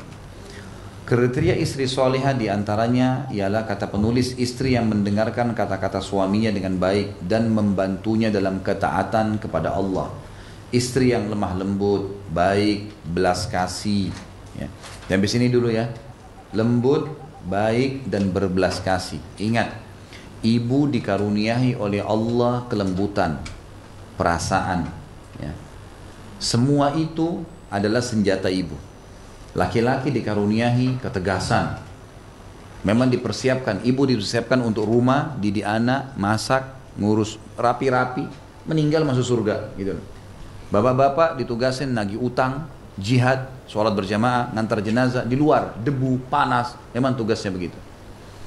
Kalau ibu menghadapi suami sebagaimana sifat laki-laki, misal ada ibu-ibu maunya tunjukin sama suaminya dengan kata-kata kasar, seperti laki-laki, maka pastikan suaminya akan hadapi dia seperti laki-laki. Kan gitu. Ibu jangan heran kalau suami tiba-tiba kasar karena ibu memulainya. Gitu. Tapi ibu punya senjata, air mata, kelemah lembutan, kata-kata santun, ya, bercanda. Semua itu adalah senjata yang tidak dimiliki oleh laki-laki. Kalau itu yang digunakan, laki-lakinya akan sayang dengan dia. Karena berbeda, dia menganggap manusia mau dilindungin. Beda. Saya pernah punya teman, nikah subhanallah, 6 bulan diceraikan istrinya. Kaget. Saya tahu orang agama nih. Selalu duduk sama saya, ngobrol hampir tiap hari. Kebetulan beliau orang Mekah ya. Kemudian saya ngobrol sama dia. Akhi, syekh dia sebenarnya, tapi teman dekat saya, dosen di Ummul Qura. Saya tanya, kenapa antum ceraikan istri? Dia cerita, saya ceraikan istri saya. Kenapa antum ceraikan? Ada apa kok diceraikan? Ya akhi, ente orang agama. Saya nasihatin dia lebih dulu kan. Setelah itu langsung dia bilang sama saya, ente nggak kenal, ente nggak tahu ya Khalid. Ente ini tidak ngerti. Saya ceritain, dia bilang. Karena kamu sudah bertanya, saya ceritain. Ini perempuan, tidak ada bedanya sama dengan teman saya di kantor. Persis, laki-laki, gitu kan. Kalau saya pulang kantor, pulang ngajar dari kampus, di depan pintu, begitu buka pintu, yang paling pertama tangannya di pinggang lalu bertanya, kenapa kau telat? Nggak ada sambutan, senyum yang betina perempuan. Nggak ada perempuannya senyumnya, dandanannya, nggak ada, wanginya nggak ada. Tangan di pinggang, kenapa kau telat? Saya seperti anak kecil. Oke lah, saya bersabar bulan pertama, bulan kedua, bulan ketiga. Saya nasihatin baik-baik sama. Belum cukup di situ, dia bilang, saya masuk ke rumah, tas saya tidak diambilin, saya buka sepatu sendiri, saya duduk di ruang tamu, baru buka sepatu, saya tanya, ada makanan nggak? Itu ada di meja makan, silakan. Makan sendiri di meja makan, gitu kan? Nggak ditemanin duduk makan, disendokin, nggak ada. Jadi tidak ada sesuatu yang dia bisa menyentuh suami untuk sayang sama dia, nggak ada. Lebih parah lagi dia bilang, saya kalau malam lagi ngetik tugas, mau ngajar besok, ngetik tugas di komputer, dia datang, tangannya sama selalu di pinggang, ayo tidur sudah malam. Ini dia bilang, saya nikah sama polisi atau perempuan? Memang begitu polanya, gitu kan. Saya nasihatin nggak mau dengar, memang jawabannya, saya sudah begini, terserah mau terima atau enggak, ya sudah dicerain. Gitu kan. Padahal orang ini sangat luar biasa, saya tahu orangnya Masya Allah imannya baik, dan dia santun, dia nasihatin dengan baik, tidak mau dengar. Jadi hati-hati. Di sini banyak orang salah guna. Sama laki-laki kalau kita balik ya. Laki-laki antum diberikan ketegasan. Suaranya memang lebih lantang untuk memimpin. Jangan antum tiba-tiba ubah menjadi seperti perempuan. Nggak ada nilai depan istri nanti. Hah? Tiba-tiba berubah mulai ke... Hah? Saya nggak sebut. Pasti nggak dihormatin sama suaminya. Semua perempuan suka laki-laki yang tegas, yang jantan, gitu kan. Ini kalau pulang ke rumah terus berubah semua, ini hati-hati. Ya. Ini tidak baik, semuanya begitu. Harus sesuai dengan karakternya. Perempuan suka alaminya dengan laki-laki yang pembela, melindungi, gitu kan. Tapi bukan kasar ya. Beda tegas dengan keras. Keras haram, nggak boleh. Tegas halal. Tegas itu gini, saya nggak mau kau gini, saya mau kau begini, saya mau kau ikut. Itu lain, tegas. Tapi kasar itu mulutnya kasar, matanya tajam, tangannya melayang. Ini nggak boleh dalam Islam, haram, nggak boleh dalam Islam, gitu kan? Jadi harus difahamin ya, letakkan masing-masing dengan karakternya. Dikatakan istri yang mendengarkan kata-kata suaminya dengan baik dan membantunya dalam ketaatan kepada Allah. Istri yang lemah lembut, baik dan belas kasih. Kemudian zuhud. Zuhud ini, Bapak Ibu sekalian, terutama ibu-ibu karena kita bahas masalah perempuan. Zuhud adalah mendahulukan akhirat dari dunia. Karena ada banyak definisi zuhud disebarkan di masyarakat kita salah. Meninggalkan dunia untuk akhirat. Ini salah nih, definisi yang kedua salah ya. Jadi orang banyak memahami zuhud, makannya roti kering, bajunya baju tua, rumahnya harus gubuk, sendalnya compang-camping gak masalah, penampilannya kumuh biarin. Ini salah ini. Ini bukan zuhud, salah. Zuhud itu mendahulukan akhirat dari dunia, bukan meninggalkan dunia ya. Mendahulukan akhirat. Ini sama dengan Al-Qasas ayat 88. Allah berfirman, a'udzubillahi minasyaitonir rajim, wabtaghi fima ataqallahu daral akhirah wala tansa nasibaka minad dunya. Kejarlah apa yang Allah janjikan di akhirat sana. Dahulukan akhirat dan jangan lupakan bagianmu dari dunia. Nabi SAW pakai baju yang bagus. Ka'ab bin Malik pernah berkata, saya lewat di depan rumah Nabi SAW dan bulan purnama lagi terang sampai saya kagum, nggak mau ngedipin mata saya karena indahnya bulan itu. Pas depan rumah Nabi, tiba-tiba Nabi SAW membuka pintu rumahnya, kan? Kemudian beliau keluar habis mandi menggunakan jubah berwarna merah yang bergaris hitam, menyisir rambut beliau ke belakang, dan saya melihat ke Nabi SAW, saya temukan Nabi lebih indah daripada bulan itu. Kerapian, kebersihan. Nabi SAW suruh rapiin, kata Nabi SAW, siapa yang Allah karuniai rambut dia harus merapikan. Dia harus menghormatinya, merawatnya, gitu kan? Harusnya memang merapikan pakaian, bau badan, semua tidak boleh ada itu. Nabi SAW dikatakan oleh beberapa sahabat, kalau kami bersentuhan dengan Nabi SAW, laki-laki ya, bersentuhan jalan bersamaan atau salaman dengan beliau, kami temukan bau wanginya sampai beberapa hari. Nabi SAW suka dengan wangi-wangian, kebersihan. Beliau memerintahkan 5 fitur harus dijaga, khitan, maksudnya harus jaga sebagai kebersihan, sunat, gitu kan? Potong kuku, cukur bulu kemaluan, cukur bulu ketiak, gitu kan. Kemudian juga mencukur kumis bagi laki-laki. Ada perintah-perintah. Nabi SAW suka dengan kebersihan karena meletakkan wangi-wangian dari batang leher beliau sampai ke kaki beliau yang beliau suruh istrinya meletakkan, kecuali di kemaluan beliau letakkan sendiri dari negeri Syam, gitu kan. Beliau menggunakan baju dari kutun, kain katun dari Yaman, terkenal pada satu dengan bersih. Tapi tidak berlebih-lebihan. Bukan berarti orang punya baju 100 lembar, 50 lembar, bingung mau pakai yang mana. Gitu. Ini kalau 50 lembar berarti baju pertama dipakai hari ke-51. Gitu. Untuk apa? Mungkin 10, 20 oke lah. Gitu kan. Tapi 50 lembar ada ibu-ibu pakai 3 lemari sekaligus. Suaminya tinggal mojok ke pinggir. Gitu. Gak boleh juga. Untuk apa ini? Laki-laki juga ada begitu, terlalu berlebihan, banyak sekali. Tidak. Tapi harus kita jaga memang kebersihan karena perintah agama. Allah indah suka dengan keindahan. Harus tahu.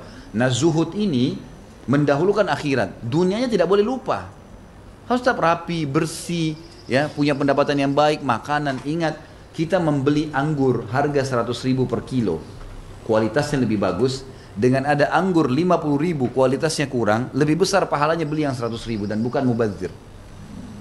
Karena kita bisa. Dan kita boleh nikmatin. Allah suruh, kulu washrabu, makan dan minumlah. Tapi yang berlebihan beli 1 dus besar, nanti nggak bisa makan, dibuang. Nah itu nggak boleh. Mubazirnya nggak boleh. Menikmati boleh.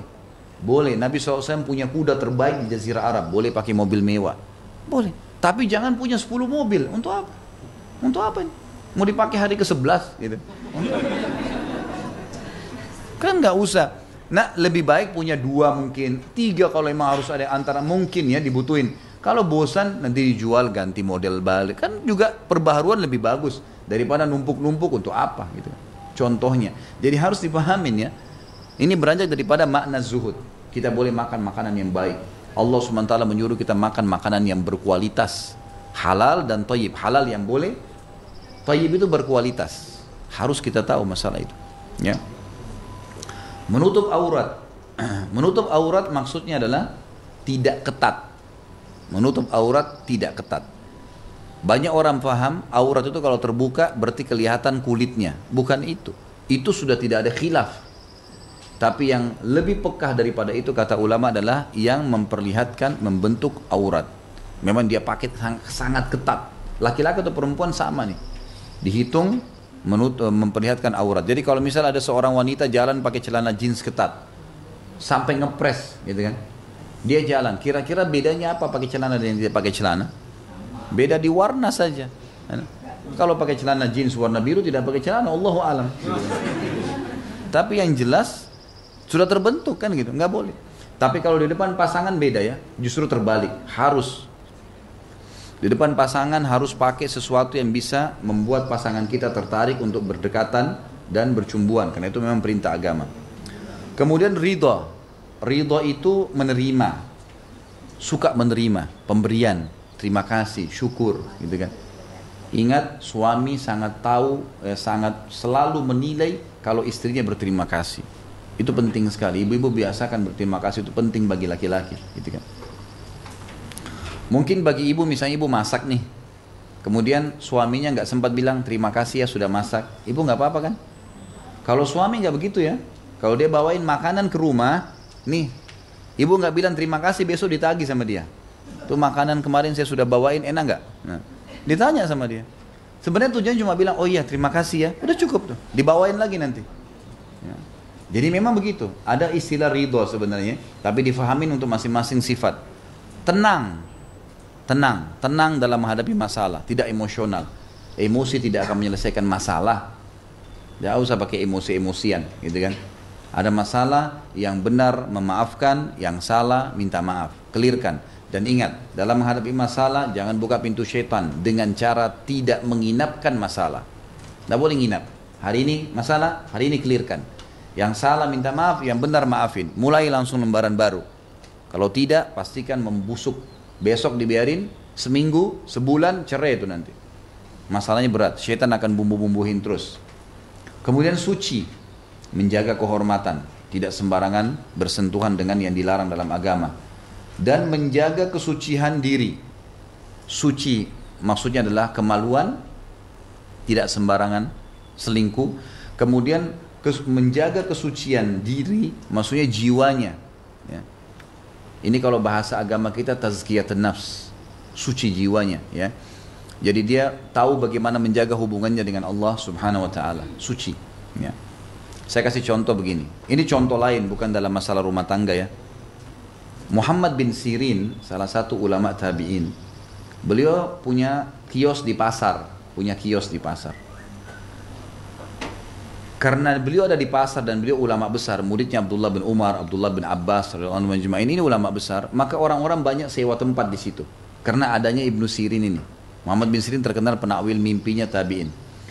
Beliau pernah satu waktu kedatangan pedagang dari luar Irak, kemudian nawarin. Ini saya tidak ingat produk apa, tapi setahu saya kalau tidak salah keju. Tapi ini syubhat, haram atau halal nih gitu kan. Ibnu Sirin didatangi oleh orang ini karena orang ini tahu ini ulama besar, kalau dia yang beli dia bagi ke pasar orang beli, dan juga dia tidak usah repot-repot nagih, cuma satu orang. Ini orang jujur. Dikasihlah sama dia. Ibnu Sirin tanya, ini halal nggak? Pertanyaan satu. Dia bilang, saya tidak tahu juga, tapi keju, masa haram gitu kan? Maka kata Ibnu Sirin, maaf saya nggak bisa beli, saya nggak jadi beli. Padahal waktu itu kalau dia beli untungnya 40.000 dinar, 40.000 dirham. Ini bisa belasan bahkan puluhan juta keuntungannya. Begitu dia beli, dia sebarin langsung laku, gitu kan? Ditinggalin sama dia. Ringkas cerita nggak jadi transaksi, orang ini jual pada orang-orang lain yang masih kurang imannya, dibeli semua sama dia. Ibnu Sirin tidak mau. Besok pagi ada satu orang datang ke toko Ibnu Sirin, beli barang 2 dirham. 2 dirham, produk kecil. Mungkin kalau sekarang sudah cukup tinggi, kalau misalnya 1 dirham sekarang 50.000 ya, sekitar 100.000 rupiah. Tapi dulu waktu awal-awal dirham masih murah. Beli. Kemudian orang ini ambil, dia lupa karena keasyikan ngobrol sama Ibnu Sirin, dia lupa kalau dia sudah bayar atau belum. Tiba-tiba mau keluar dari toko, kata Ibnu Sirin, sebentar. Hai saudaraku, kau belum bayar? Kata dia, saya sudah bayar. Dia yakin. Kata Ibnu Sirin, demi Allah kau belum bayar. Bersumpah atas nama Allah untuk 2 dirham nih. Lalu kata dia, ada orang itu, demi Allah saya sudah bayar. Dibalas sama, ribut nih, gara-gara 2 dirham. Orang-orang pasar pada ngumpul. Kata Ibnu Sirin, saudaraku, kau letakkan barang itu kembali, atau kau bayar 2 dirham. Karena dia malu, maka dibayar 2 dirham. Orang itu pergi. Satu pasar nanya, wahai Ibnu Sirin, kemarin anda tinggalkan 40.000 dirham karena syubhat. Sekarang anda sumpah memperebutkan 2 dirham. Apa kata Ibnu Sirin? Iya, karena saya tahu kalau dia tidak bayar akan haram buat dia barang itu. Saya bersumpah karena itu. Lihat bagaimana pekahnya mereka menjaga kesucian diri. Ibnu Sirin pernah beli, Bapak Ibu sekalian, madu 1 gentong, 250 kilo madu. Datang orang tawarin, dia tidak ada duit. Lalu dia bilang sama pemilik madunya, saya nggak ada duit nih. Madunya madu asli, madu bagus, mahal. Kata orangnya, nggak apa-apa, Anda bayar nanti 3 pekan kemudian. Baik. Ada Ibnu Sirin, baiklah kalau gitu. Dituang dari wadahnya penjual kepada wadah dia. Setelah ditutup tokonya malam hari, rupanya Ibnu Sirin lupa tutup. Gentong itu lupa ditutup. Besok pagi dia buka tokonya, ada tikus mati di situ. Di dalam madu bagian atas ya. Coba kalau Bapak Ibu di sini yang terjadi, satu gentong madu 250 kilo ya, mungkin sebesar meja ini, gitu kan? Itu ada tikus mati, apa yang Bapak Ibu lakukan? Buang semua? Yakin?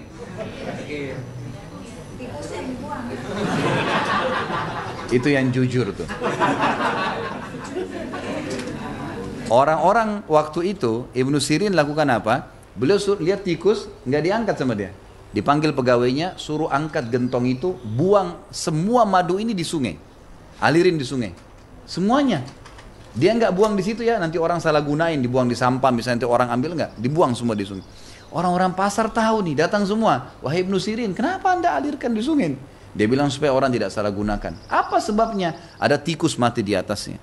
Dalam kisah ini juga dikatakan tikusnya kecil. Maka kata mereka, kan tinggal Anda ambil tikusnya, buang 1-2 kilo, yang lainnya bisa dijual. Kan madu padat ya. Maksudnya mungkin mereka tidak akan masuk ke dalam. Tapi apa kata Ibnu Sirin? Perhatikan orang yang tahu mensucikan jiwanya, hubungannya dengan Allah dijaga. Dia mengatakan, demi Allah saya tidak tahu tetesan madu mana yang kena bakteri bangke itu. Sehingga kalau saya jual sama muslim lain, maka saya bisa menipunya dan saya dihukum sama Allah hari kiamat. Coba bayangin. Suci jiwanya, luar biasa. Orang-orang seperti ini luar biasa karena sudah mengenal Tuhan. Dia tidak akan menipu dirinya, tidak akan nipu, karena tahu Tuhan, dia tidak akan nipu pasangannya. Ini sifat yang luar biasa. Gitu. Imam Nawawi pernah tidak makan kambing 1 bulan. Gara-gara tetangganya datang pagi-pagi nawarin. Apa bilang? Wahai Imam, kambing saya hilang tadi pagi. Kata Imam Nawawi, kalau kau sudah temukan kambingmu, beritain ke saya ya. Orang ini nggak tahu kenapa Imam Nawawi bilang itu. Tiap hari Imam Nawawi tanya, kau sudah temukan kambingmu? Belum. Hari kedua, sudah temukan kambingmu? Belum. Tiap hari Imam Nawawi tanya. Sampai sebulan, sudah 30 hari, baru yang pemilik kambing bilang, oh saya baru dapat informasi ada yang melihat, ada saksinya, kambing itu tenggelam di sungai. Sebulan yang lalu, dari hari pertama hilang sudah tenggelam. Imam Nawawi mengatakan Alhamdulillah kalau gitu. Mulai hari itu Imam Nawawi kembali beli kambing. Sebulan gak beli kambing. Gak beli daging mentah, gak beli kambing hidup. Takut kalau itu kambing tetangganya. Coba bayangin bagaimana mereka sucikan jiwanya. Itu perlu dibina ya, namanya tazkiyatun nafs. Kemudian pelan suaranya. Ciri perempuan ya, santun, suaranya lembut gitu. Tentu nanti kita juga akan sebutkan laki-laki begitu ya. Walaupun dia tegar, walaupun dia kekar, tapi suaranya tetap baik sama istrinya gitu. Nanti akan kita bahas di sifat suami. Tapi yang jelas perempuan cirinya harus lembut, pelan suaranya. Ini ciri khas, bisa merebut hati suaminya. Kemudian penuh kasih ya. Kasih tentu dia selalu mendahulukan siapa yang dicintai daripada dirinya ya. Penyabar. Sabar artinya terima takdir Allah dan ikhtiar. Kita bangun pagi sakit flu. Kalau kita sabar adalah kita terima dulu itu sebagai takdir Allah, kemudian kita ikhtiar berobat. Nah itu namanya sabar. Jadi penyabar maksudnya gitu. Kalau ada masalah, diterima dulu baru ikhtiar. Bukan berarti sabar duduk manis ya, menunggu enggak. Kayak di Indonesia kita disuruh sabar ya, disuruh elus dadanya sabar. Ini salah. Ini enggak benar. Setia. Ada kalau ditonton di YouTube ada ceramah saya. Pilar dua, kalau tidak salah 15 atau 20 pilar. Saya sudah melengkapkan saya sampai 20 pilar. 20 pilar mempertahankan rumah tangga. Kalau tidak salah di YouTube itu baru 15 pilar. Tapi salah satunya adalah lampiaskan semua ya cinta, sayang, kebutuhan apapun dengan lawan jenis kepada pasangan. Nggak boleh direm-rem nih. Puasin semua sentuhannya, ciumannya, pelukannya, hubungan biologisnya sampai capek. Memang harus begitu. Pelampiasan itu akan memunculkan kesetiaan. Banyak orang diredam oleh setan kata ulama di poin itu. Udahlah nggak usah berlebihan, udahlah begini, udahlah begitu. Sampai kadang-kadang karena seringnya berhubungan akhirnya tidak mau dandan lagi, tidak sudahlah saya tidak dandan aja sudah disentuh apalagi dandan gitu. Ada pernah perkataan begitu tuh, suaminya ngeluh gitu kan. Istri saya ini sampai tidak mau dandan, katanya tidak dandan aja didekatin. Ya pastilah saya dekatin, dia bilang, karena saya kalau tidak berhubungan sama dia, saya malah terganggu. Dia bahasakan, akhirnya istrinya walaupun bau kecut, walaupun ini tetap aja ya minta untuk disentuh. Ini nggak boleh. Berhubungan dengan kesetiaan itu ya. Setia itu berarti memang mau berkorban gitu. Ya. Ia adalah istri yang tidak menginginkan laki-laki lain. Semenjak menikah, habis ceritanya laki-laki lain. Sudah tidak ada poliandri dalam Islam, habis ceritanya. Suami ini ya suami ini. Kekurangannya, kelebihannya adalah inilah suami saya. Dan ingat saya katakan tadi kata kuncinya duniawi. Ada kekurangannya sabar, kan gitu. Sabar aja sebentar. Saya bilang sama istri saya, pada saat dia berpikir untuk melakukan satu kegiatan-kegiatan ekstra tambahan, saya bilang, sebentar. Ini ranjang, tempat kamu tidur kapan ngantuk. Ini kamar mandi, tinggal masuk kalau kau butuh sesuatu hajat kamu. Lapar, haus, buka kulkas, tinggal suruh mbak ada yang bantu di rumah. Makan, anak-anak ada, alhamdulillah. Suami pulang kau bisa temuin, mati masuk surga. Gitu. Untuk apa buat program baru nih? Tambah-tambah repot-repotin untuk apa? Kecuali darurat, gitu kan? Maka harus diketahui. Nah biasanya orang banyak menambah-nambah program-program tambahan yang menyibukkan diri dia, akhirnya tugas utama terbengkalai. Kemudian menyebut-nyebut kepada suaminya apa yang telah diperbuatnya. Di sini ya dikatakan di sini ia istri yang tidak. Jadi mulai dari kata-kata kalau yang pegang buku dikasih garis, ia tidak menginginkan laki-laki lain. Artinya kalau dia sampai bernyebut laki-laki lain atau menginginkan, ini sudah melanggar. Kemudian dia juga tidak menyebut-nyebut kepada suaminya ya apa yang telah dia perbuat, apa yang telah diperbuatnya ya. Dia perbuat ataupun suaminya buat. Jadi misal dia sudah buat apa saja, jangan usah terlalu banyak disampaikan kepada suami. Allah tahu kok. Kalau darurat sampaikan oke. Ya, jadi nggak perlu sampai berlebihan.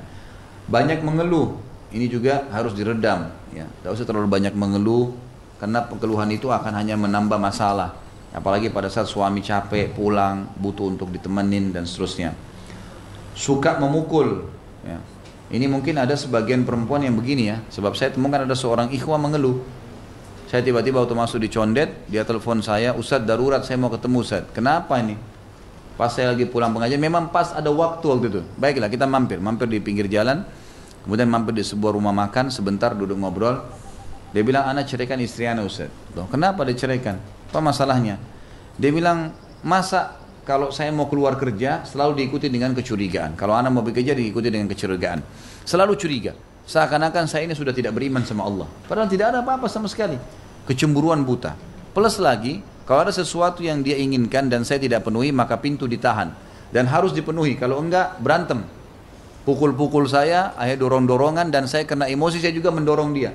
Ini selalu terjadi, sudah saya ingatkan. Jangan pancing emosi saya sebagai laki-laki, berbahaya. Tidak mau dengar. Akhirnya terjadi pukul-pukulan dan pisah gara-gara itu. Dipulangkan. Setelah diantar pulang ke orang tuanya baru nyesal, gitu ya. Baru minta-minta kembali.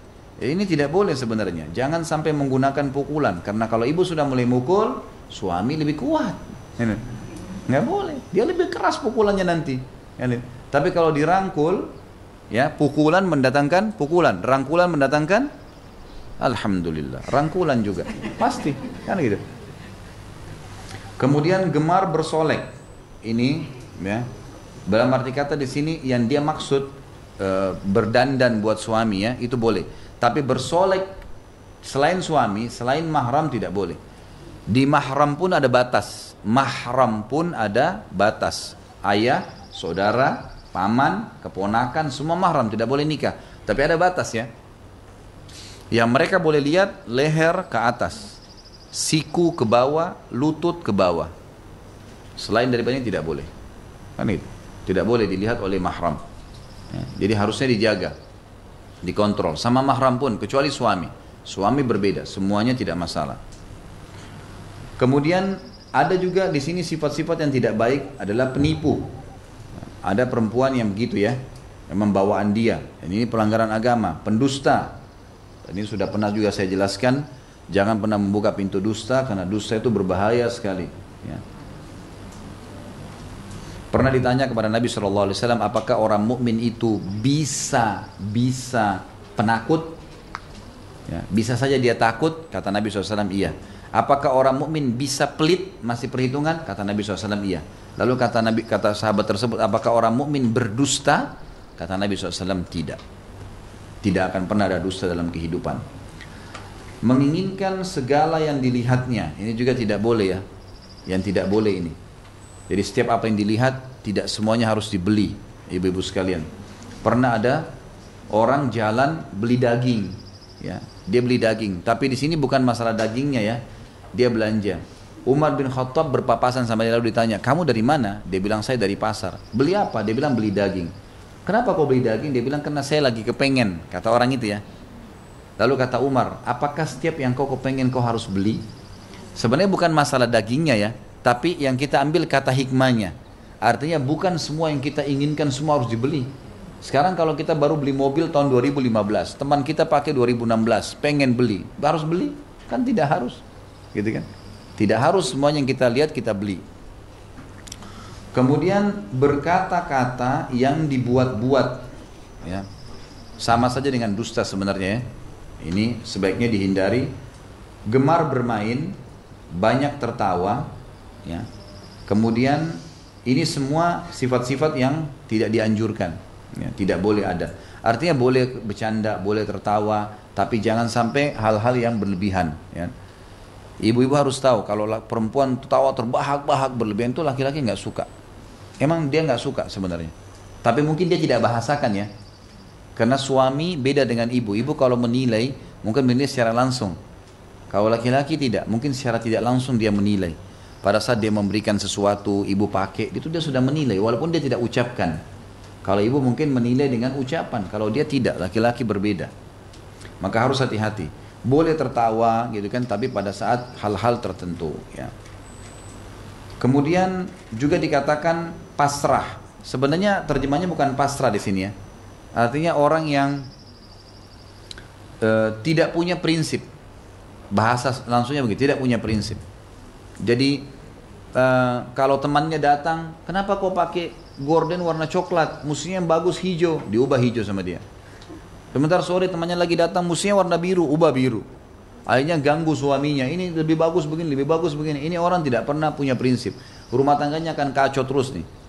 Sampai piringnya diganti tiap hari 5 kali, gelasnya, baju, segala macam karena perkataan orang. Ini nggak boleh. Kemudian juga malas. Ini disebutkan oleh beliau semua ya. Jangan sampai malas, karena malas sebuah sifat yang dilarang dalam agama kita. Laki-laki, perempuan semua tidak boleh. Tapi perempuan terutama. Suami sangat menilai. Kalau dia ucapin sesuatu, tolong saya mau minta minum, gitu kan? Kemudian, ayah nanti sebentar, malas-malasan misalnya. Itu penilaiannya lain tuh, tidak baik. Tapi kalau ibu segera bergerak, maka itu akan ada penilaian plus, ya, seperti itulah. Suka melakukan kesalahan. Jadi kalau sudah diingatkan satu kali, ibu sekalian, jangan ulangin, udah. Kita nanti akan bicara juga suami ya, sama. Suami jangan merasa besar terhina kalau istrinya ingatkan. Tapi nanti akan kita ajarkan metode penyampaiannya, ya, seperti tidak boleh langsung menghardik tadi saya bahasakan. Kemudian melakukan suatu aib, ya sudah jelas-jelas itu tidak boleh, tapi dia sengaja lakukan dan dia sudah tahu akan ada masalah. Fanatisme golongan, ya, karena misalnya dia berbeda suku sama suaminya, lalu kemudian dia membanggakan sukunya di depan suaminya. Ingat, suku, bahasa, itu fisik. Semua itu Allah ciptakan seperti beragamnya makanan dan minuman. Bukan untuk disombong-sombongkan. Pisang begini bentuknya, begini warnanya, begitu rasanya. Anggur begini, apel begitu. Ini untuk variasi kehidupan. Begitu juga dengan manusia. Ya. Jadi harus difahamin. Adanya suku, adanya bahasa, ini bukan untuk fanatisme. Tapi untuk menunjukkan kemahabesarannya Allah subhanahu wa ta'ala. Banyak mengkhayal. Nah, ini suka berangan-angan, ya. Saya mau begini, saya mau begitu. Suaminya bilang, insya Allah nanti akhir bulan saya dapat THR nih. Wah, dia yang buat program. Baju yang 500.000, yang ini beli, ganti kompor gas, ganti ini, ganti macam-macam. Suaminya belum apa-apa nih, gitu. Belum terima, gitu kan. Begitu terima akhir bulan, mana ini sudah ada nih lembarannya. Nih. Ini mengkhayal. Tidak usah mengkhayal apa-apa. Ada dikasih, alhamdulillah. Tidak ada. Ya. Tidak ada sesuatu yang Anda bawa. Ada nggak ibu-ibu bawa ke kuburan nih?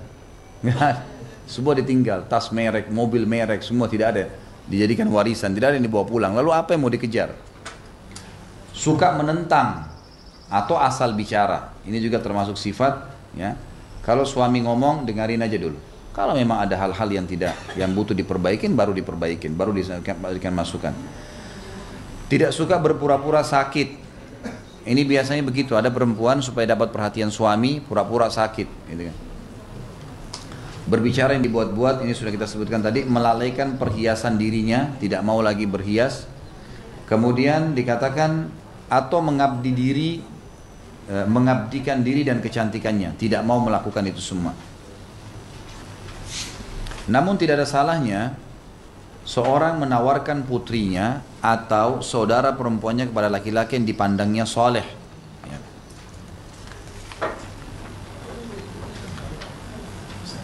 Kalau ada laki-laki soleh, saya sudah pernah bilang tidak aib kalau kita menawarkan diri, seorang muslim menawarkan dirinya kepada laki-laki soleh tapi dengan cara yang santun, atau ya saudaranya tawarkan saudarinya, atau orang tua tawarkan anaknya kepada laki-laki yang dipandangnya soleh. Nabi Syuaib alaihissalam telah menawarkan putrinya kepada Musa alaihissalam, sebagaimana Allah menceritakan dalam surah Al-Qasas ayat 27. A'udzubillahi minasyaitonirrajim. Qala inni uridu an unkihaka ihda ibnatayya hatain. Al-ayah.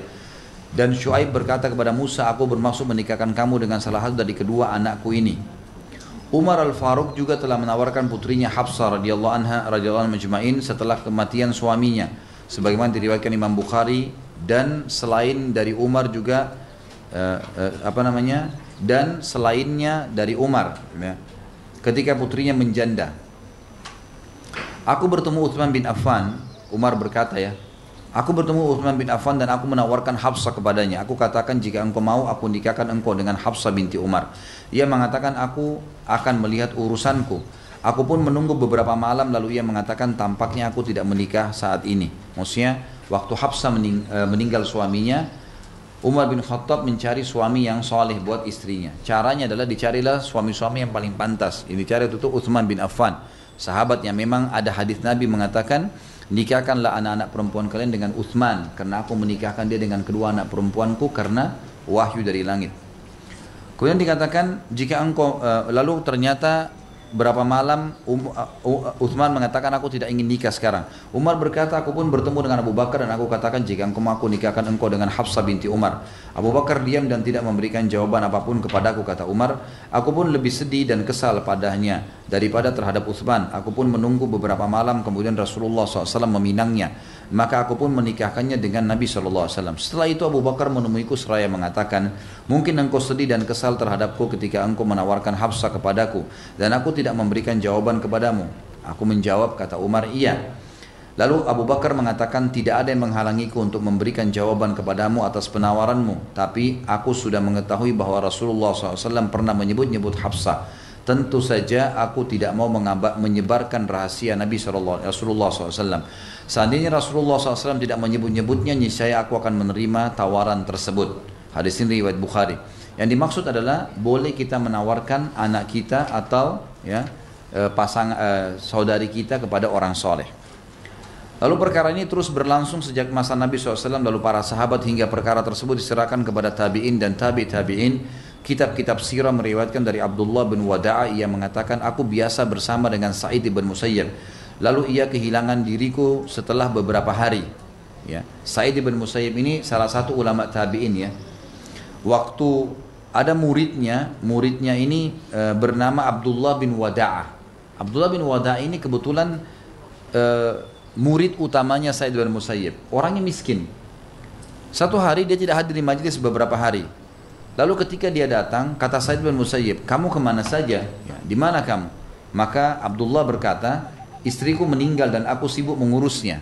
Ternyata muridnya ini meninggal istrinya. Lalu ia berkata, mengapa engkau tidak mengabarkan kepada kami sehingga kami menghadirinya? Si guru berkata kepada muridnya, Sa'id bin Musayyib berkata kepada Abdullah bin Wada'ah, kenapa kau tidak cerita kalau istrimu mati? Mungkin kami bisa menghadirinya. Kemudian Abdullah pun diam. Lalu dia bilang, ketika aku hendak beranjak, maka ia mengatakan, apakah engkau ingin menikah? Kau ingin menikah lagi nggak? Istrimu meninggal sekarang. Kata Abdullah, semoga Allah merahmatimu. Siapa yang akan menikahkan aku dengan putrinya? Sedangkan aku tidak punya kecuali 2 atau 3 dirham. Maka Sa'id bin Musayyib berkata, aku. Lalu Abdullah bertanya, engkau akan melakukannya? Kata Sa'id, iya. Setelah memuji Allah dan bersalawat pada Nabi, ia menikahkan aku dengan putrinya dengan mahar 2 dirham atau 3 dirham. Aku pun berdiri tanpa ragu, tanpa tahu apa yang harus aku lakukan karena kegembiraan yang luar biasa. Aku pun kembali ke rumahku dan mulai berpikir, dari siapa aku akan mengambil atau dari siapa yang akan aku utang untuk memberikan makan Sa'id bin Musayyib. Jadi Sa'id bin Musayyib ini begini, dia bilang sama muridnya, kenapa kau tidak menikah? Kamu mau nikah lagi? Kenapa kau tidak hadir berapa hari? Dia bilang, istri saya meninggal, saya urus. Setelah itu ditanya sama Sa'id bin Musayyib, apa kau mau menikah lagi? Dia bilang iya. Dia bilang pertama, siapa yang mau menikahkan saya sementara saya tidak punya kecuali 2 atau 3 dirham. Kata Sa'id, saya akan nikahkan kamu. Kata muridnya Abdullah, apa anda menikahkan saya? Sa'id bin Musayyib seorang ulama besar, kaya raya, dan istrinya ini, anaknya ini terkenal sangat baik, hafal Quran, hafal ribuan hadis dan sangat cantik. Lalu kata Sa'id bin Musayyib, iya saya nikahkan. Lalu dia baca salawat, dia baca tahmid, baca salawat, dipegang tangan muridnya, kan dia walinya ya. Didatangkan 2 saksi, dinikahkan pada saat itu. Anaknya rupanya, anak perempuannya sudah memang menyerahkan kepada ayahnya. Ayah, siapapun yang kau mau nikahkan saya silahkan. Dinikahkan pada saat itu. Kata Abdullah, saya pun pulang ke rumah, bingung. Ini saya sudah dinikahkan atau enggak nih? Gitu. Tapi sudah kalimat akad gitu kan. Dari mana saya harus mengambil uang? Dia bilang pada saat itu, saya pulang ke rumah, aku pun sholat maghrib. Ya, setelah sholat maghrib pulang ke rumah. Setelah itu kembali ke rumah. Aku lapar karena berpuasa. Waktu itu dia lagi hari puasa, hari Senin. Lalu aku mengambil makan malamku dan berbuka. Makanan itu berupa roti dan minyak. Karena miskinnya nggak ada, roti dicelupin di minyak. Ya. Tiba-tiba pintu terketuk, maka aku bertanya, siapa kira-kira yang datang nih? Tidak biasanya orang datang kunjungin dia di waktu maghrib. Lalu aku bertanya, siapa itu? Tiba-tiba terdengar suara Sa'id. Ya. Orang itu mengatakan Sa'id, maksudnya gurunya. Tapi dia bilang, aku berpikir setiap orang yang bernama Sa'id kecuali Sa'id bin Musayyib. Aku nggak nyangka kalau guruku yang datang nih. Hal itu mengingat bahwa ia tidak terlihat selama 40 tahun melainkan antara rumahnya dan masjid. Sa'id bin Musayyib ini tidak pernah kunjung-kunjungin orang, buang-buang waktu. Rumah, masjid, 40 tahun. Orang butuh hajat ketemu dia. Gitu. Aku pun keluar menuju kepadanya, ternyata ia adalah Sa'id bin Musayyib depan pintu. Aku menyangka bahwa ia telah berubah pikiran. Mungkin dia mau pisahkan sama anaknya tadi, sudah akad nikah. Ternyata, ya, ia berkata, aku pun berkata, wahai Abu Muhammad, Sa'id bin Musayyib dijulukannya Abu Muhammad, mengapa engkau tidak mengutus orang lain saja kepadaku agar aku datang kepadamu? Kenapa kau tidak bilang saja suruh orang datang, saya yang datangin, kenapa kau harus datang ke rumah saya? Kata Sa'id, tidak, engkau lebih berhak aku datangi sekarang. Aku katakan, apa yang engkau perintahkan? Ada sesuatu yang kau inginkan, aku bantu. Ia menjawab, sesungguhnya engkau laki-laki yang membujang. Lalu engkau telah menikah sekarang dengan anakku. Aku tidak suka bila engkau bermalam sendirian. Ini adalah istrimu. Ternyata di belakangnya Sa'id ada anak perempuannya, gitu kan? Ternyata ia berdiri di belakang tubuhnya yang tinggi. Ya, si Sa'id bin Musayyib orang tinggi. Anaknya di belakang, gitu kan, anak perempuannya tertutup dengan tubuhnya. Lalu ia menyerahkan dan mendorongnya ke pintu, maksudnya mempersilahkan istrinya, anaknya untuk masuk. Masuklah anakku, ini rumah suamimu, gitu kan. Seperti itu. Kemudian aku membawanya masuk, karena ini si Abdullah nggak percaya, tapi ayahnya ini saya sudah kasih anaknya pergi, gitu kan. Dia bilang saya pun membawanya masuk, ternyata ia adalah seorang wanita yang paling cantik, paling hafal kitabullah. Ya, paling tahu tentang sunnah Rasulullah dan paling tahu tentang hak suaminya. Tidak ada salah. Jadi di sini maksudnya kisah ini kata Abdullah, saya pun pada saat itu bingung mau harus buat apa nih. Lihat orang ini dibuka cadarnya, wanita paling cantik. Dia terkenal memang wanita yang hafal Quran, hafal ribuan hadis. Saya bingung mau diapain nih. Lalu saya ke rumah ibu saya. Saya katakan, hai ibuku, dibilang sama keluarganya, saya baru menikah. Kata ibunya, siapa yang mau nikahkan kau? Istrimu baru meninggal tadi, gitu kan? Baru meninggal tadi istrinya, baru dikubur, hari itu sudah dinikahkan. Dia bilang Sa'id bin Musayyib. Sa'id bin Musayyib ini, Bapak Ibu sekalian, perlu diketahui, anak dia perempuan ini dilamar oleh calon khalifah dan dia tolak, dia nggak mau, gitu kan? Ada khalifah, calon khalifah, kandidat khalifah, begitu ayahnya mati dia jadi khalifah. Itu lamar, nggak diterima sama dia, nggak diterima. Lalu kata mereka, anaknya Sa'id bin Musayyib itu dilamar oleh kandidat khalifah dan dia tolak. Kau mau diterima gimana? Dia bilang, demi Allah saya dinikahkan, gitu kan. Dan anak itu sekarang ada di rumah saya. Gitu. Kata ibunya, wajahmu saya haramkan dari wajah saya sampai saya melihat orang itu. Maksudnya ini biasa orang-orang Arab membahasakan itu ya. Artinya saya tidak akan lihat kau sampai saya buktikan. Gitu. Betul-betul ibunya datang, dilihat benarnya anaknya Said bin Musayyib deh. Didatangkan perempuan, kata ibunya, jangan kau sentuh wanita ini sampai saya berikan dia yang layak sebagai seorang wanita. Lalu ibunya pinjam uang segala, dirayakan perkawinan tersebut, baru kemudian tinggal. Kata dia, setelah itu saya temukan dia adalah wanita yang paling kecil suaranya, paling bagus hafalannya, paling kuat imannya, paling bakti sama suaminya. Allah SWT kasih. Tapi saksi bahasan didatangkan kisah ini adalah karena bolehnya seseorang menawarkan anaknya, saudarinya, bahkan dirinya sendiri kalau muslimah kepada orang soleh. Karena itu memang paling layak. Abdullah bin Wada' tadi orang soleh. Maka Sa'id bin Musayyib mendahulukan itu. Lalu ditanya dalam akhir kisah, ada satu orang tanya, kenapa anda tolak kandidat khalifah dan kenapa memilih orang miskin? Apa kata dia? Anak saya sudah saya didik hafal Quran, sudah hafal ribuan hadis. Dia sekarang mengajar di kota ini, dia ngajar Al-Quran. Kalau dia pergi ke istana, hidup nanti di istana yang mewah dengan dayang-dayangnya, apakah dia masih ingat Al-Quran? Dia akan ingat hadis-hadis Nabi. Lebih baik dia nikah sama orang ini karena imannya mau diselamatin gitu. Itu kisahnya. Tapi saksi bahasan yang kita ingin titik beratkan adalah bagaimana seseorang mendahulukan iman pasangan. Penutup bahasan kita, tidak ada salahnya pula seorang wanita menawarkan dirinya kepada laki-laki yang dipandangnya sebagai suami yang soleh untuknya, jika ia merasa aman dari fitnah aman dari fitnah ya, bukan dia tawarkan diri laki-laki itu fasik, lalu ajak ketemu, lalu ajak berzina, ini enggak benar. Tapi laki-laki yang mukmin, saya menawarkan diri kalau anda mau menikah dengan saya, sebatas itu. Kalau dia bilang baiklah, saya akan melamar, misal, atau saya tidak ada hajat, maka sudah cukup, gitu kan? Sebatas itu santun, jauh dari fitnah. Dan laki-laki itu adalah laki-laki yang saleh dari wara. Wara itu tadi menjaga kesucian diri kepada Allah. Seperti kisah tadi Muhammad bin Sirin. Sebagaimana dilakukan oleh Ummul Mukminin Khadijah radhiyallahu anha yang menawarkan dirinya kepada Nabi SAW. Khadijah menawarkan diri kepada Nabi SAW karena tahu Nabi orang yang saleh. Dari sini kami mengingatkan tentang perlunya kecermatan dalam memilih istri masa depan. Tidak dianjurkan tergesa-gesa dalam memilih istri. Lantas apakah pedoman dan landasan dalam memilih suami atau istri masa depan? Maka dimasukkan sekarang poin setelahnya, landasan memilih suami. Kesimpulannya adalah kalau seseorang ingin menikah, laki-laki ataupun orang tua yang mau membantu anaknya cari jodoh, harusnya mendahulukan agama pasangannya. Allahu a'lam. Mungkin begitu dulu, kita tutup dengan kafaratul majlis. Subhanakallahumma wa bihamdika asyhadu an la ilaha illallah astaghfirullah wa atubu ilaih. Wassalamualaikum warahmatullahi wabarakatuh.